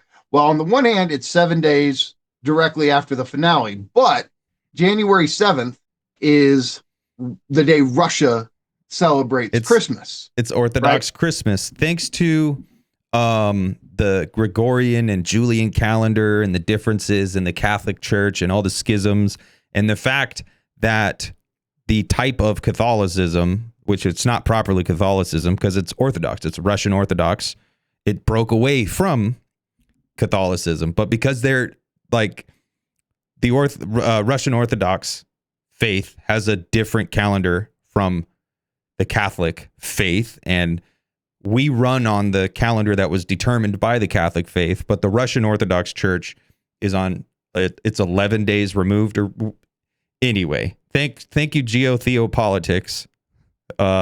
Christmas is a week and a half later in Russia than it is in the West. So Conformity Gate theorizes that the Dark Christmas is actually going to be on Russian Christmas and not ours. And so that makes sense. And it's like, okay, somehow the Russians are going to play a part in this final thing. We're going to learn something about the Russian connection here. Didn't happen, but made sense at the time. And so it is just piling up little connection after connection after connection, like this girl does in her video on it, where you just start to go, God damn, that's a lot. So much so you're like, okay, this is one of these weird moments where the Duffer Brothers didn't intend on half of this shit. It's weird and kind of spooky that it did line up this way and then it didn't happen. It's bizarre. But this is why this is going to be one of these moments in the history of pop culture. But I think kind of the takeaway also for us on a bigger level is like, is a moment like this. Yeah, we're having fun with it because it's pop culture. Is a moment like this what will have to happen for anything to drastically change at the level of our political economy? The thing that's crazy, dude, like we legitimately have armed bastards in cities across the United States, murking civilians, terrorizing civilians, kidnapping, like just doing the worst, horrible, like horrendous shit. And it similar to Gaza, like we all sat and watched Gaza happen, live stream. They like Gaza has been the most live streamed fucking thing ever. And like all the shit that's going on, like we almost have no choice but to observe it because it pops up everywhere. Like, and we don't do anything about it. We don't even engage with it. Like, and it gets to the point where we talk about Conformity Gate. We talk about Stranger Things, and there are vast communities of hundreds of thousands, probably millions of people online who are coming together to hypothesize and conjecture and speculate and create Conformity Gate. But when it comes to like the real world, and this is happening all across the world in every city, in every country, it's like not to be like, oh, America, blah, blah, blah. But like this shit happens on a daily basis and nothing changes. We don't do anything about it. We can't do anything about it. Like pop culture can move mountains, but like horrors in reality just numbs us further, or or it inspires people out to go out and make poor choices in isolation that then serve to just accelerate the process of like the violence and the horrible shit that's going on. Like we can't actually come together politically or whatever, or class, like based on class, because there is no fucking class. We don't like, class is gone, dude. Now we edify our symbolic identity and relationships by way of consumption, by way of things like Stranger Things. And I love Stranger Things. Yeah. And class did serve that purpose back in the day, once upon a time, but now it can't. Like pop culture is the thing that we have in common now. And look, I get it. So politically minded people, I saw one of them say something, and I am completely of two hearts on this statement. She wrote something, tweeted something. Boy, if you guys put half the effort into critiquing capitalist political propaganda that you put in to Conformity Gate, the world would be a better place. Now, on the one hand, it's annoying. It's because you're basically shaming normal people who find some refuge in the pop culture they enjoy. That's certainly me. Yeah. This other thing about putting your mind to analyzing the system, and if you did, it would open up the possibility for something to happen. That's also me and you. Yeah. I mean, we're exactly both. Like, sorry, whoever tweeted that. It's like, hey, we've paid our dues when it comes to thinking through ideology and propaganda, we also love the shit out of Stranger Things. And so the two are not mutually exclusive, but well, that's the thing, dude. You're never gonna reach people with that attitude either. The other day I said something. It was the day that Renee Good got clapped by that bitch ass whatever his name is in Minnesota. I said something. I was like, yeah, fucking ICE is out here doing crazy shit, but like the Stranger Things shit it's like crazy. And then I said, like, I was like, you know, thinking about Retrostish and thinking about like, the future determining the present as opposed to the present kind of changing the future. But it's also like you're not going to reach people if you try to scold them and try to say you should be doing X, Y, and Z instead of doing A, B, and C. Like, no, you're never going to reach someone that way. A thief of enjoyment. You don't understand how it registers. Most people clock it as like, I ain't got shit in life. You're trying to take my enjoyment in Stranger Things away from me too? Yeah, what else have I got? This is all I have, and you're trying to take that away from me and tell me what to do and tell me how to be a good little boy and follow your rules because you said so. No, like we have to find a better way to come together. Especially for people like us. The term you used the other day, it's so true of both. We're not cultural Christians. We're not cultural Buddhists. We're cultural consumers. Cultural consumer, That's baby. what we were raised and taught and trained to be from day one. Yep. And so all of these problems the whole world is facing. I want to sit down, chill the fuck out, and watch some Stranger Things and have fun with this conspiracy theory. And now I'm to blame for the world's problems because I want to. But her point. She has a point, but they always have to word it and say it in this fucking judgmental, shaming, Scoldy fucking way. Yeah. And if you want to make that point to somebody, you have to be one of us to make the point. You have to speak and this, whether you want to call it PMC or you want to call it blue checkmark liberalism or whatever you want to call it, or, performative activists. Rad lib, or what all the words. Yeah, all of them. Like, it's like that ain't the way you're going to speak to the average person and reach them or get through to them.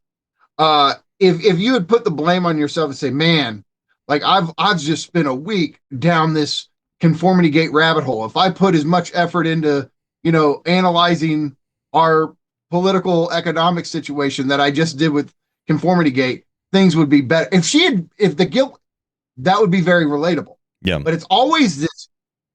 Shame on you, you dirty bastard. Shame on you. It's always that shit. You profligate, you unclean. I'm not mass. a dirty cultural consumer like you. I am not the problem here. You are. It's just like. Well, and look, man, okay. I do think like framing a conversation that it at least touches on theory and gets into theory in Conformity Gate is an excellent way to try to bring everyone a little bit closer together. Makes it relatable. Yeah, and I do. I think the point of like this is how the superego is operating on us, and this is how the commodity form operates on us. We enjoy the object when it's not even there. I think that's an important subjective point about political subjectivity. I think that right there is a point that if you just explain that to people, then you could go on to further unpack a lot more of the problems that we face in our daily lives. And that came out of this like talking about Stranger Things and Conformity Gate. Like, but being able to use that as an example to show like, hey, look, dude, the commodity has you by the balls. And even when it doesn't exist, you're giving it your energy. You're like, because you're consuming it. Have full plenitude. Right. Even when you can't have full plenitude. Like that's another point that in season 5 and even in season 4 a little bit, multiple characters are horny to die. Multiple characters. Right. I know you. Yeah. Explain that to people though. So there's in season 4, Hop is like bound and determined to do the suicide mission and rescue the town and save everybody by doing a suicide mission. And then again in season 5, Hop is suicidal, Collie is suicidal, L is suicidal. Steve and Dustin have a moment of suicidality. Like there's just so much of this, like people being bound and determined to do a suicide mission. That's how we win. We die. And like that, like things can't even die anymore. Like capital can't even afford us the luxury of death anymore. So, I was talking to a buddy. Well, the spinoff. That's what the spinoff is at. And that's the thing. And that's ultimately, I do think there, first of all, I think there's intent on the side of the Duffers to be artistic and to continue the story in some way. And I think there's intent on the part of Netflix to keep the hype going for the sequel, spinoff, whatever's coming. I think it'll be here this year. If it's a sequel or a spinoff or whatever it is, I think it'll be here this year. I think they're going to let it build a little bit more than that, but we'll see. But so there's that, but it can't die. That it's not dying because we're still enjoying it in its absence. I was talking to a buddy of mine. His mom died on New Year's Eve several years back. And he sent me a text of a screenshot, and it was I think it was a Facebook status post or something. I don't know. I don't know what that looks like, but his brother had sent him this screenshot, and Facebook every New Year's Eve on the anniversary of his mom's death, Facebook sends him like a reminder of like, remember when you and your mom were hanging out and doing this? And it was like a photo of the two of them together. And it was like, remember when? And it's like, that's the anniversary. Hey, Facebook, why don't you mind your fucking business? Yeah, dude. It was so absurd. But like another thing, when my wife passed away, I got gift cards or like greeting cards from the organ donor place every year on the anniversary of her death for like 6 years. And they were, you never told me that. Yeah. It was, dude. And it was like, because of your wife's gift, this, little Rebecca can now hang out. No, and it's like, all the bullshit. It's a fucking sales pitch. Yeah. Well, and that's the thing. On an anniversary of a great loss. Yeah. And it's like, here's the sales pitch. Well, that's the thing, dude. Death is a luxury. And now we're moving into this point where like the commodity never dies. Nothing is ever allowed to die. And so we are reflecting that. Like we are being made to live in a world where death is no longer a thing. Because capital can't think. No, it can't die. Like it's still going on. Going back to our reading of Bataille, talking about death, and we didn't read the section yet, but Bataille gets into how death is the ultimate threshold, the ultimate luxury, the ultimate expenditure. And that's the one thing capital won't let any of us do anymore is just die. And Baudrillard fully articulates that in Symbolic Exchange and Death. Death is this thing that has to be foreclosed from the capitalist system as much as possible. Whereas in, tribal societies, however you want to talk about it, it was so enmeshed in the world that there wasn't this sharp ontological line between life and death for them. No, because your ancestors, they just take on a different form of being. Yep. And you continue to exchange with them through rituals, through the way you remember them, through sacrifices. They're there. They're helping influence the weather. If you can, in a sense, motivate them to, this whole logic of the exchange still continues, even though death is a thing. Yep. But it's not this thing that is so, and Baudrillard even talks about, like, it starts when you start taking the graveyard and the burial plot from the center of the city, and putting them on the outskirts. Move it away, out of sight, out of mind. It's like Zizek's thing with the toilets, right? Is the shit right there for you to inspect, or is the shit tucked away? The German toilet. Yeah, or is it tucked away out of sight, out of mind, where you don't have to think French about toilet. it? You don't have to reckon with it. But I felt it was, I don't know. Like, I wondered what the Duffers were trying to say to have so many characters in season 5 just be dead set that the only way to solve this problem is to go on a suicide mission. Like, I am determined to die. Anybody actually sacrifice themselves? That's the funny thing. Nobody does it. Callie gets shot. She doesn't actually. Yeah. No, she's going to die anyway. Yeah. But this whole thing, I mean, that opens a can of worms. Like, okay, so wait a second. How does she make the illusion of Elle while she's all the way across town in the Upside Down, dying from a gunshot wound? How can she perfectly position the illusion of Elle right there at the portal? And the building gets destroyed. If I remember correctly, the order of events, the building gets destroyed, but the illusion is still there. Yeah, it's there it's persistent. Yeah. Well, she's got to finish Prince. Prince has to finish singing first. So. Yeah, dude. I only wanna see you bathing in the purple rain. Purple rain. Purple rain. You know what I'm at? The neon light can't do purple bold enough. There's certain colors. Red is great. Blue is great. The green obviously comes through wonderfully. Yeah, but like it can't paint the room yellow, and it can't paint the room. So your purple comes through a little, but like the way the red is just bathing the room in red. And of course, red is the most. Now that's purple. That looks good. I don't think this light gets that purple, but if we ever do a Prince episode, I'll have to get we'll it have as to figure purple that out, dude. Yeah. Well, let me turn this down and be that all purple. Your purple looks really good. I'm also really dark though. Oh, see, that's really good. Yeah. So yeah, I don't know. I'm jealous. I can't. When I play Prince, I can't get it that purple in here. I just wanna eat a gummy, make all my lights purple, and listen to Prince. Leave me alone. That's what I'm doing. Rain. I mean, you know. And here's a question.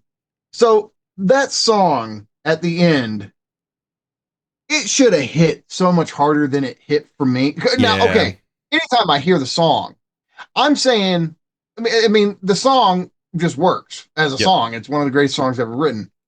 Do I feel like in the show it hit the way? No, because I think they had botched so many things leading up to it. And then, I don't know, the exchange with Mike and Elle so fast. Like, it's just like, I don't know. It's like it sounds funny. I felt there needed to be a couple more episodes, especially at the end. Yeah. So things didn't go they didn't seem so rushed. No, it did feel like they just tried to stuff 10 pounds of shit into a 5-pound hat or whatever. And that is what Game of Thrones guys did. Yeah. I think, I don't know. I think Netflix put so much pressure on them and restricted them to so many things and said, you can't do this. You can't do that. These characters have to live. These characters have to be set up to do this and X, Y, Z and this and that. And I feel like they did the best they could. I do feel like whatever sequel or spinoff comes will be a direct continuation, because I feel like there's so much fuckery with Conformity Gate that there will be a reveal. There will be a shock reveal at some point in whatever comes next. Well, maybe this is all just, I mean, if Conformity Gate has anything to it, it could just be, guys, the show had to end. Yeah. So we can allow them to play their age again. Yeah. Yeah. You know? Yeah. And I know this, Millie Bobby Brown has signed some giant contract with Netflix. So they have her for a long time, dude. And I'm sitting there going, yeah, they want to have, and it's not just for Enola Holmes Part 3. They've got something in mind Yeah, dude. And I'm telling you, we're going to see Mike and Dustin. And again, they're going to be older. She's going to go back. She's going to have to save them. Yep. I'm sorry. This just writes itself. Yeah. And, you know, whatever. Look, I don't find a convincing explanation. There's too many problems with this moment that if Vecna really is gone and it has nothing to do with him, this moment with Elle standing there at the end has a lot of problems. It's like the only time she's ever able to bring somebody into her mind, into like the black sphere or whatever, she's always blindfolded. She's always having to concentrate. Now, somebody can say, well, she's about to die, so she can do it because she's amped up. Okay, but she's never been able to do that before. And yet all of the fucking machines are going that negate her powers. And the question is, well, but if she's in the upside down on the edge of it, maybe the machines couldn't negate her powers, but can she use her powers in the upside down and they affect the normal world? Can she so wait a second. So she can project her, if she's in the upside down, she can project her power into Mike's mind and bring him into her mind, even though he's in the real world and she's in the upside down. And even though this would have to traverse the space where the machines that negate her power are at. And it's just like, wait a second, what's going on here? But no, apparently she just like slips away when nobody's looking and finds some secret passageway that I don't know how she knew it was there, but she just conveniently finds the tunnel. And while also bringing Mike into her mind, this is the kind of shit that seems AI. I get why they're going with this narrative because it just seems like it's either AI or it's little kids playing with action. And then she gets away, and then it's the end. She finds the tunnel, and then it's the end. Then and I think it's either just lazy writing or there's intent behind it. I do and think maybe they want it to be a He-Man episode. Yeah. Well, and there's that too. Like I think it could be the case that this is everything they wanted to do. They wanted it to end on a happy note, just like a Saturday morning cartoon, blah, blah, blah. I don't think that's likely. But it could be that, or they are deliberately leaving clues and breadcrumbs or whatever to continue the hype train for whatever comes next. I don't know. I think there's no way the Duffers shit the bed. Like people are saying, oh, they shit the bed. Oh, they're lazy. Oh, they're using AI. All this. No, dude, come on, dude. I don't think this is so. their baby. Yeah. No, there's a reason. And that reason is either because, Netflix wants us to continue enjoying the object, even when there is no object. That's it. I think that's it. Here's the thing. Let's put it like this. Do you think if the plan, the real Conformity Gate is they just plan on continuing this story down the road, next year, 5 years from now, whenever? Are they going to take some of what's been generated from Conformity Gate and write it? Could there be a hyperstitional dimension to this moment? Yeah, I think that's also very, very likely. I think they probably already have something in production because I do think something's coming this year. Well, we know we're getting spin-off shows. Yeah. Now, I don't know. One's a cartoon, and supposedly I think it takes place, the cartoon, and it is with our characters as far as I know, and it takes place between seasons 2 and 3. Mm. And it's just a cartoon spinoff. Then there's some other show, but I guess it's not going to have our cast, but that's where I'm like, well, is Millie going to pop up at the end as 11 in that? Maybe. I don't know. Yeah. I think it's very likely that they will react to all the enthusiasm and take some ideas, because some of the ideas were really good. Like some of the speculations were like, oh, that is fucking pretty goddamn good. That's clever. Do you agree? Like the thing with the grays, like that's one of the ones that got me where I'm like, yeah, that seems. No, that and the doorknob being on the wrong side. And they're all sitting in that posture. Yeah, like I think they put that there on purpose. Now, did the Duffers just decide to end it with all this ambiguity to allow people like me, like I'm not attuned to an ending. Like I am more receptive of, yeah, I don't need an ending. Like just the thing is going, and when it's going, it's going, and when it's done, it's done. And if I want to keep it alive in my brain and in my imagination, I will continue to do that. I wonder, did they just do that to try to let the story grow and live beyond these 5 seasons, or are they actually setting up story beats for what comes next? That I don't know.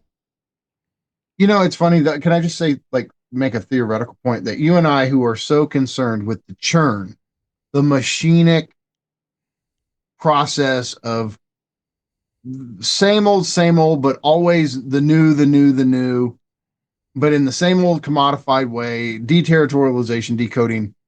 It is funny that the churn is this kind of lifeless, soul crushing kind of process. But it's funny when it comes to whether it's somebody at the peak of their doing philosophy or whether it's a TV show in its peak. You know what we love that's almost a counter to the churn? The trod. Yeah. Yeah. When something's trodden along, I think sometimes people might use that a little bit similar to how we use churn, but the trod's the opposite to me. Yeah. The trod is when you're in the prime of a process with no end in sight and you're just thriving in what you're doing. Yeah. And so we like the trod when it comes to our TV shows. And you know, that's the thing. Like, this ending does not ruin this show for me at all. Like, would it have been more epic to get the big fake out thing and then, Dark Christmas, January 2nd? Yeah, it sounds fucking cool. Sign me up. And it defies the logic of capital and marketing. That's dope. And that's the thing. Like that would have been, I mean, for that to have taken place would have been a giant fuck you to capital. And Netflix would not. Netflix could not. Netflix would. But you know what? Here's the crazy thing. This is what I would say to Netflix. Guys, but this thing that seems to violate marketing actually is marketing. And I'll give you the example. You know who started dropping albums with no marketing out? Remember when Eminem just would start doing these midnight releases where he would just, no promotion, didn't tell anybody he had a new album on deck, just boom, here's the new Eminem album. And people could say, no, you're supposed to use marketing to build hype, but the surprise element of it almost has more marketing to it than actual marketing. It's anti-marketing. And you know, there've been a lot of successful examples of anti-marketing in the past. But I think you couldn't say that to Netflix because no one's home. Like, Netflix is just this idiotic, dumb machine. Yeah, it's like, and that's why shit like that just can't happen. And if it does happen, it's a fluke. Like, it's not like someone like the reason anti-marketing has worked in the past, it's not because there was some brilliant motherfucker who came up with an idea. Although I'm sure Eminem had, he had a hand in how that went down. And yeah, that is a great insight. Much more direct control over what he does. Right. But like when things like that happen, they almost happen by accident rather than by intention. Think about it, Nance. Speaking of the churn of Netflix, how many Netflix shows or movies are actually worth a shit? Very fucking few. little. Okay, Stranger Things, Wednesday was a pop culture phenomenon, and Squid Game. But let's say Squid Game. Let's say those three. Yeah. Okay. besides those three, what goes up there with them? And I mean, look, Wednesday isn't my kind of show, but you know, I love the Addams Family, but I mean, I just get it. Jenna Ortega plays this character, and it's for the younger kids. It's it's going to be a huge landmark in their pop culture history. But I just don't think the vast majority of the shit Netflix actually originally makes most of it sucks. Yeah, I mean, I maintain my Netflix subscription not for anything Netflix does. I maintain it so I can watch, a lot of what I want to watch when I want to watch it. I want to watch, old Star Trek. It's on Netflix. I want to watch, I don't know, random movies, random shows. Whenever I look on Netflix and it's there, and if it's not on Netflix, it's on Amazon. Tale is on there. Yeah, dude. Fucking what's his name? Heath Ledger. Fucking and which I'm sorry, the whole thing with the Joker and how amazing he was is that retroactively makes A Knight's Tale so much more enjoyable. Oh, dude, I loved A Knight's Tale. Even before the Batman movie. I loved The Knight's Tale. Who's the guy that plays Jeffrey Chaucer? He was in Iron Man 2. I can't think of his name, but I like him a lot. He's dope. But yeah, dude. I don't know. No, it's just most of the shit's the churn. And so I don't know what they do from here. They're going to try to milk this until the end of time. Look, I just have to say, I will never forgive Netflix for canceling the OA. Do you remember this show? Yes, I have watched the first 2 episodes, I think. I have not watched it all, but I do know what you're talking about. All right, the second season wasn't as good as the first season, but the first season is like, I mean, I kind of do want to compare it to the first season of Stranger Things. It's not that, but it's fucking great. And this show deserved a fucking at least a third season for it to wrap up, and they just canceled it.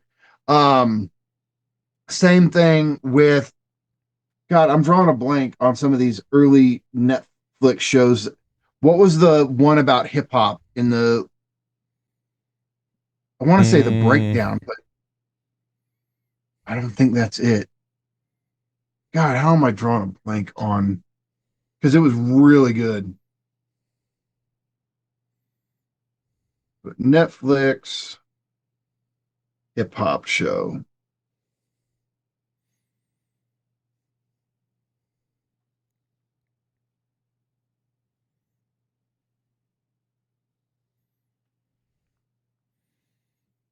That's not it.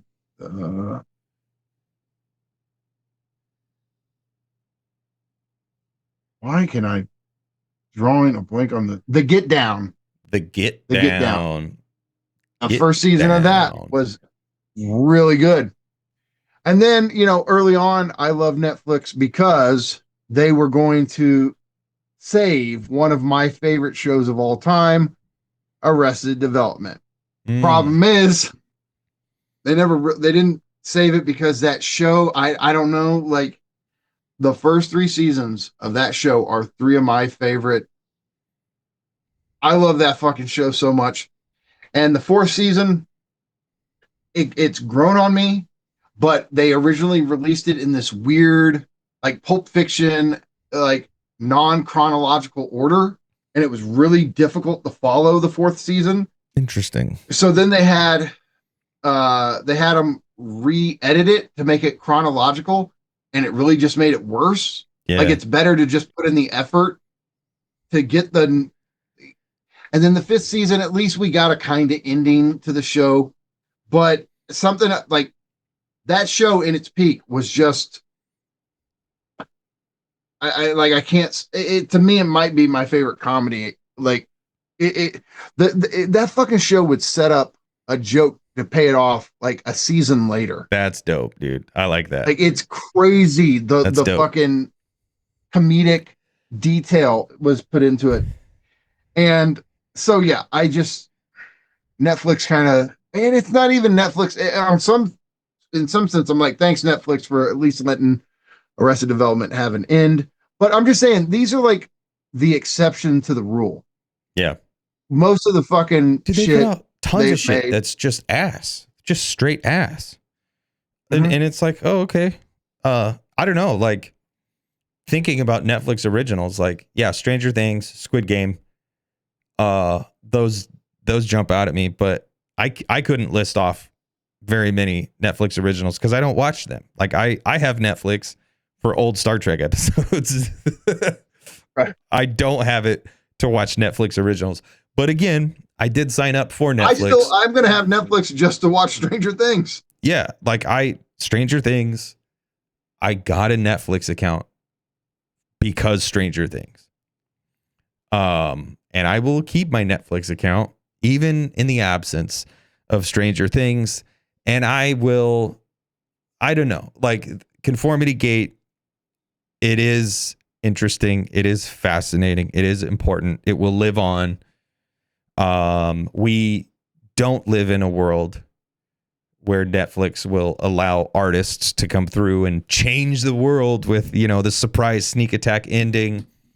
But that doesn't mean that like probably millions of people like discovered this rich world of hypothesis and conjecture and speculation in the absence of Stranger Things. And I think that's amazing. I think it's fascinating. And I think, I don't know, like people could probably use that as a way to demonstrate how we can empower ourselves. Like we're not given satisfaction. We're not given the thing that we want, that we desire, the thing that would be good for us, the thing that we might even need. We're not given it. So what do? We make it for ourselves. I think that's a pretty powerful message. And it's the same shit that people in the fan fiction world do all the time. They're like, oh, I'm not satisfied with Harry Potter. I'm going to write my own Harry Potter. And although okay, on a side note, I probably would argue that the greatest franchise in pop culture history, as far as films go, is Harry Potter. Because for them to do 8 of those fucking movies and every one of them is on that level and they didn't fuck it up, it's actually fucking remarkable what they did. yeah, I think that so. They told that story across 8 movies and kept it right there. It's from beginning to end, it's probably the best consistent level of pop culture greatness. Because Star Wars did it for 3. Yeah. Lord of the Rings did it for 3. Yeah. But to make 8 of them motherfuckers. You mean to tell me that you don't think the Fast and Furious franchise?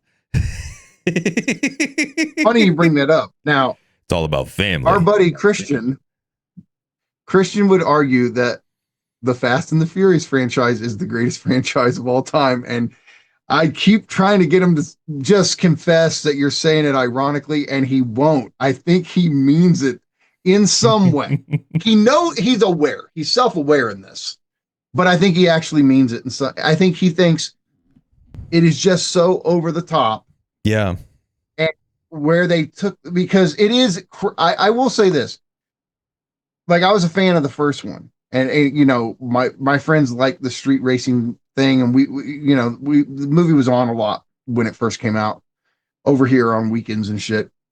And it is, if you told me back then that where this story would go, come on. So there is some part of me that's like, I deeply appreciate the fact that they were just like, no, fuck it, let's make these guys go to space. No, I do think the Fast and the Furious franchise is the somethingest franchise of all time. What is that something? God, that's a good way to put it. Yeah. That is such a great way to put it. I don't know, but I agree. It's it deserves in the hall. It belongs in the Hall of Fame, just for what we don't know. Okay, so if we ever decide to talk about the Fast and Furious franchise, Christian has to be here. He wrote a fucking musical. Now, Dope. for people who don't, Christian's the guy who made the beat on my channel for my intro music. Christian's the most gifted musician I've ever known. Yeah, he made a musical version of the Fast and Furious. And I'm like, okay, you are a fucking fan if you're putting that much devotion into it. So I'm like, yeah, maybe one day. It's all about Family. It is a good example of a master signifier, though. That signifier that just anchors every other signifier in your life. Oh, for sure. For sure. You know, it's a good example of that. But I'm not gonna. I'm personally not gonna put that franchise up there with the best that pop culture has to offer. Yeah, I think I think Harry Potter, I can't think of something that achieves what Harry Potter does. That supersedes what Harry Potter achieves. Like, I really will die on that hill that, like, it really is the greatest franchise based on very specific criteria. Yeah.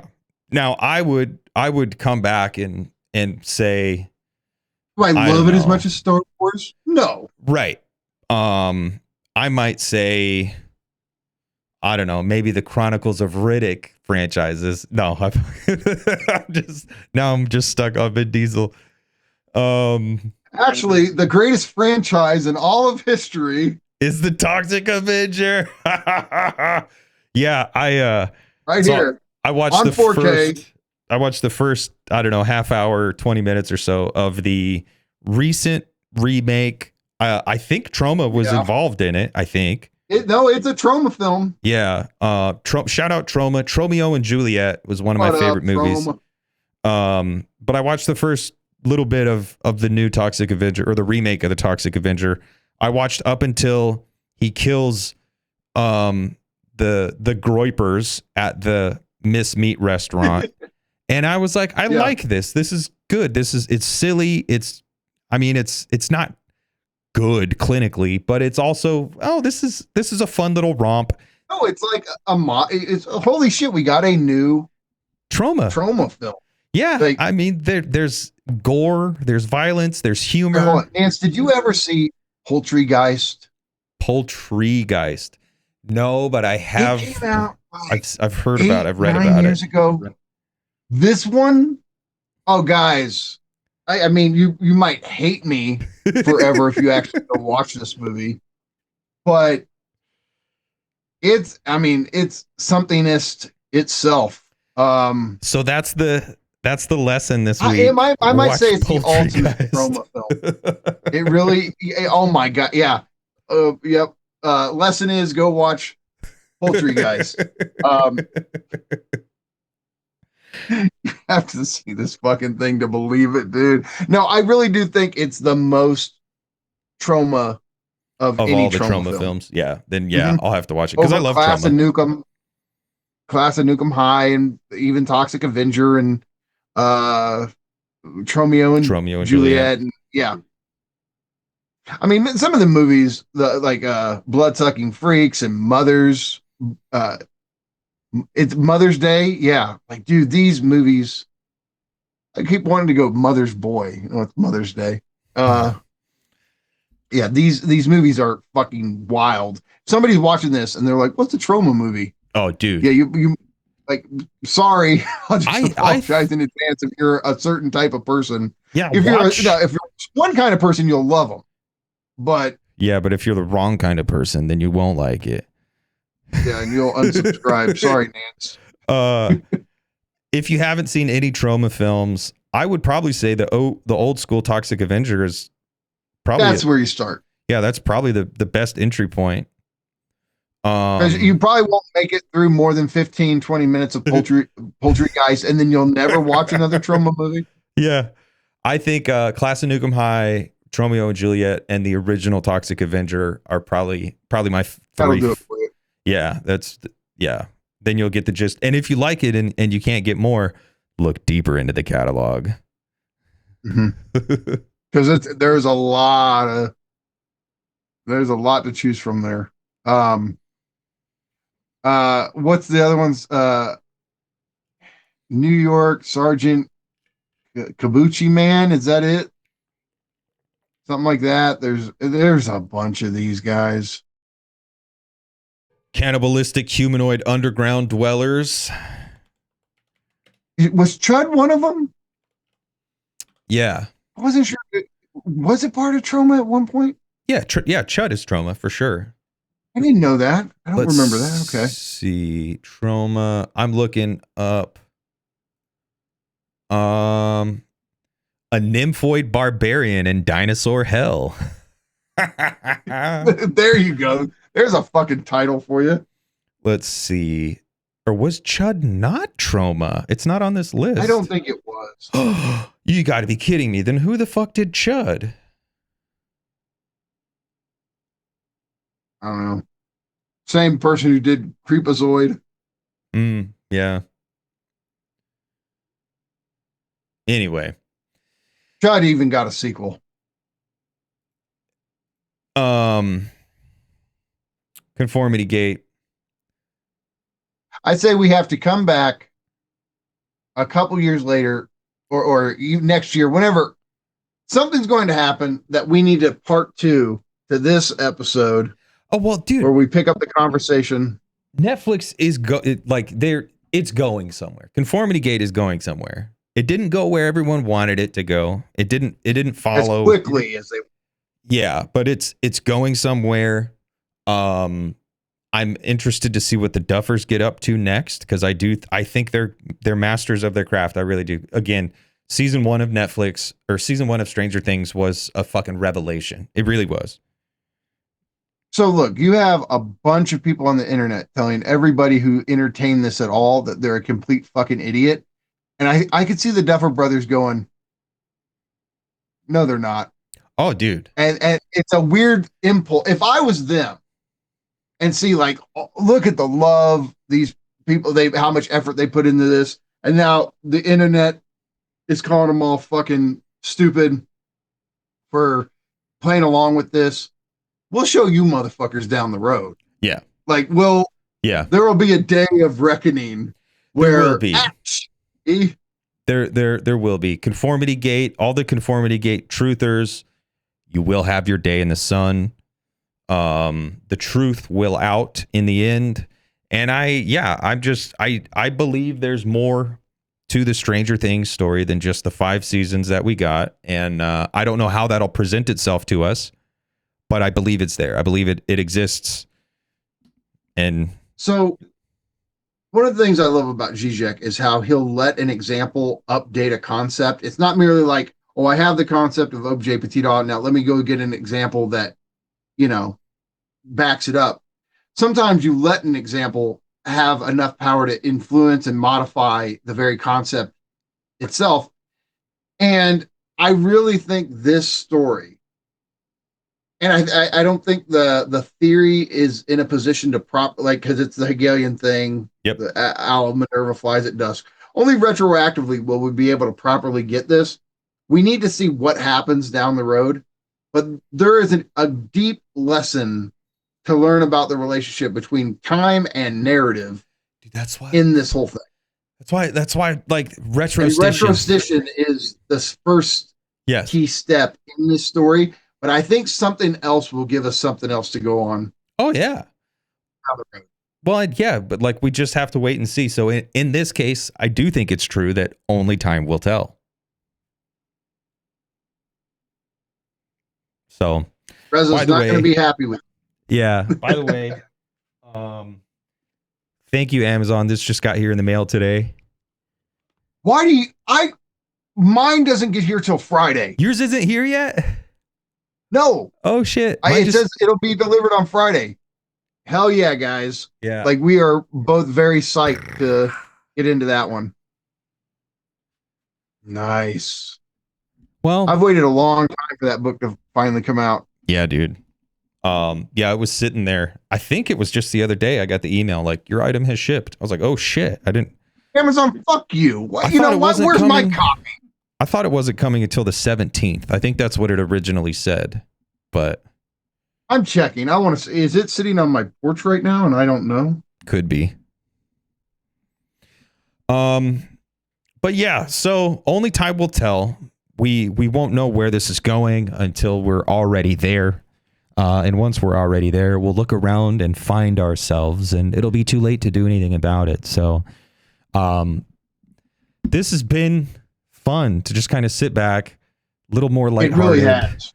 little less, lower stakes, but still, I think, You know what this was, Nance? This is us back in the late 80s. If we had known each other back then, sitting around the video store with the video store owner, shooting the shit about, movies and all, like, and that's the thing. Like, yeah, we brought theory into this, but sometimes, guys, the conversations aren't going to be as theory heavy. Yeah. Because we're concerned with what our favorite show is, or, what TV we want to eventually buy. Should I get QLED? Should I get OLED? Should it blah, blah, blah? Is it the big three, Samsung, LG, or Sony? Or should I go little outside the box and realize that Panasonic is actually, it's just shit. Like, sometimes it's fun just to, and theory is always going to be part of what we do. We can't do a theoryless episode entirely. It'll always be there, but it's because we're cultural consumers. And I don't believe people anymore when they say they're cultural Christians because modernity killed God. We didn't have a say in the matter. We didn't have a choice. It's, can't do anything about it. There's no longer such a thing as a cultural Christian. Everyone is a cultural consumer. Well, not everyone, because there are still some enclaves of, but in general, I think the default position in America and in the West is that of a cultural consumer. And guys, what we're getting at here, we're not saying you can't be a Christian. That's not the point. You can be a Christian insofar as you study the Bible and you try to apply the principles and you try to live by them. You can do that. The point is, it's not your cultural default setting, even though, America thinks that Christianity, it's not. Your default setting is consumerism. Yep. And that's why when I'm talking to my coworkers, like, people have different politics, people have different religions, people have different outlooks and attitudes, but everybody can talk about Stranger Things. Yep. Dude, I honestly wish I could go back and add a bit into that piece I wrote for Cadell about cultural consumer versus the cultural Christian. But it's part of an ongoing, unfolding conversation. So fuck it. Bit by bit. But yeah, man. Thank you, internet, for hanging out with us in the video store, smoking cigarettes and talking shit. And we will catch you on the next one. We're gonna, just keep. Hopefully, we can keep up at this pace of the shit we've been knocking out. We got more shit planned. We got more shit coming. Guys, we do. So, there's some special readings we have planned that I think even some of you will, when you see them drop, you'll go, "Damn, didn't see that one coming." But all right, yeah. Buckle up. Yeah. I just got to. Okay. Thank you, Stranger Things. Seriously, Duffer Brothers, all the actors, the crew. Like, for the last decade, this has been such just the core of pop culture for me. Yeah. I've loved it. I still love it. And, I don't care about the finale, honestly. Like we talked about, it's, it's the trod of it. And when it was trodden, it was really fucking trodden. Yep. And I love it. And so I'm glad we could devote a whole episode to this show that has meant so much to both of us. Yeah. Thank you, Duffers. Thank you, all the cast and crew. Thank you, Netflix. And thank you, everyone who inspired the Duffers in the making of Stranger Things. Conformity Gate lives on. Conformity Gate lives. Yeah, like Vecna. Show us the birth certificates or whatever. All right, peace out, internet. Vecna lives.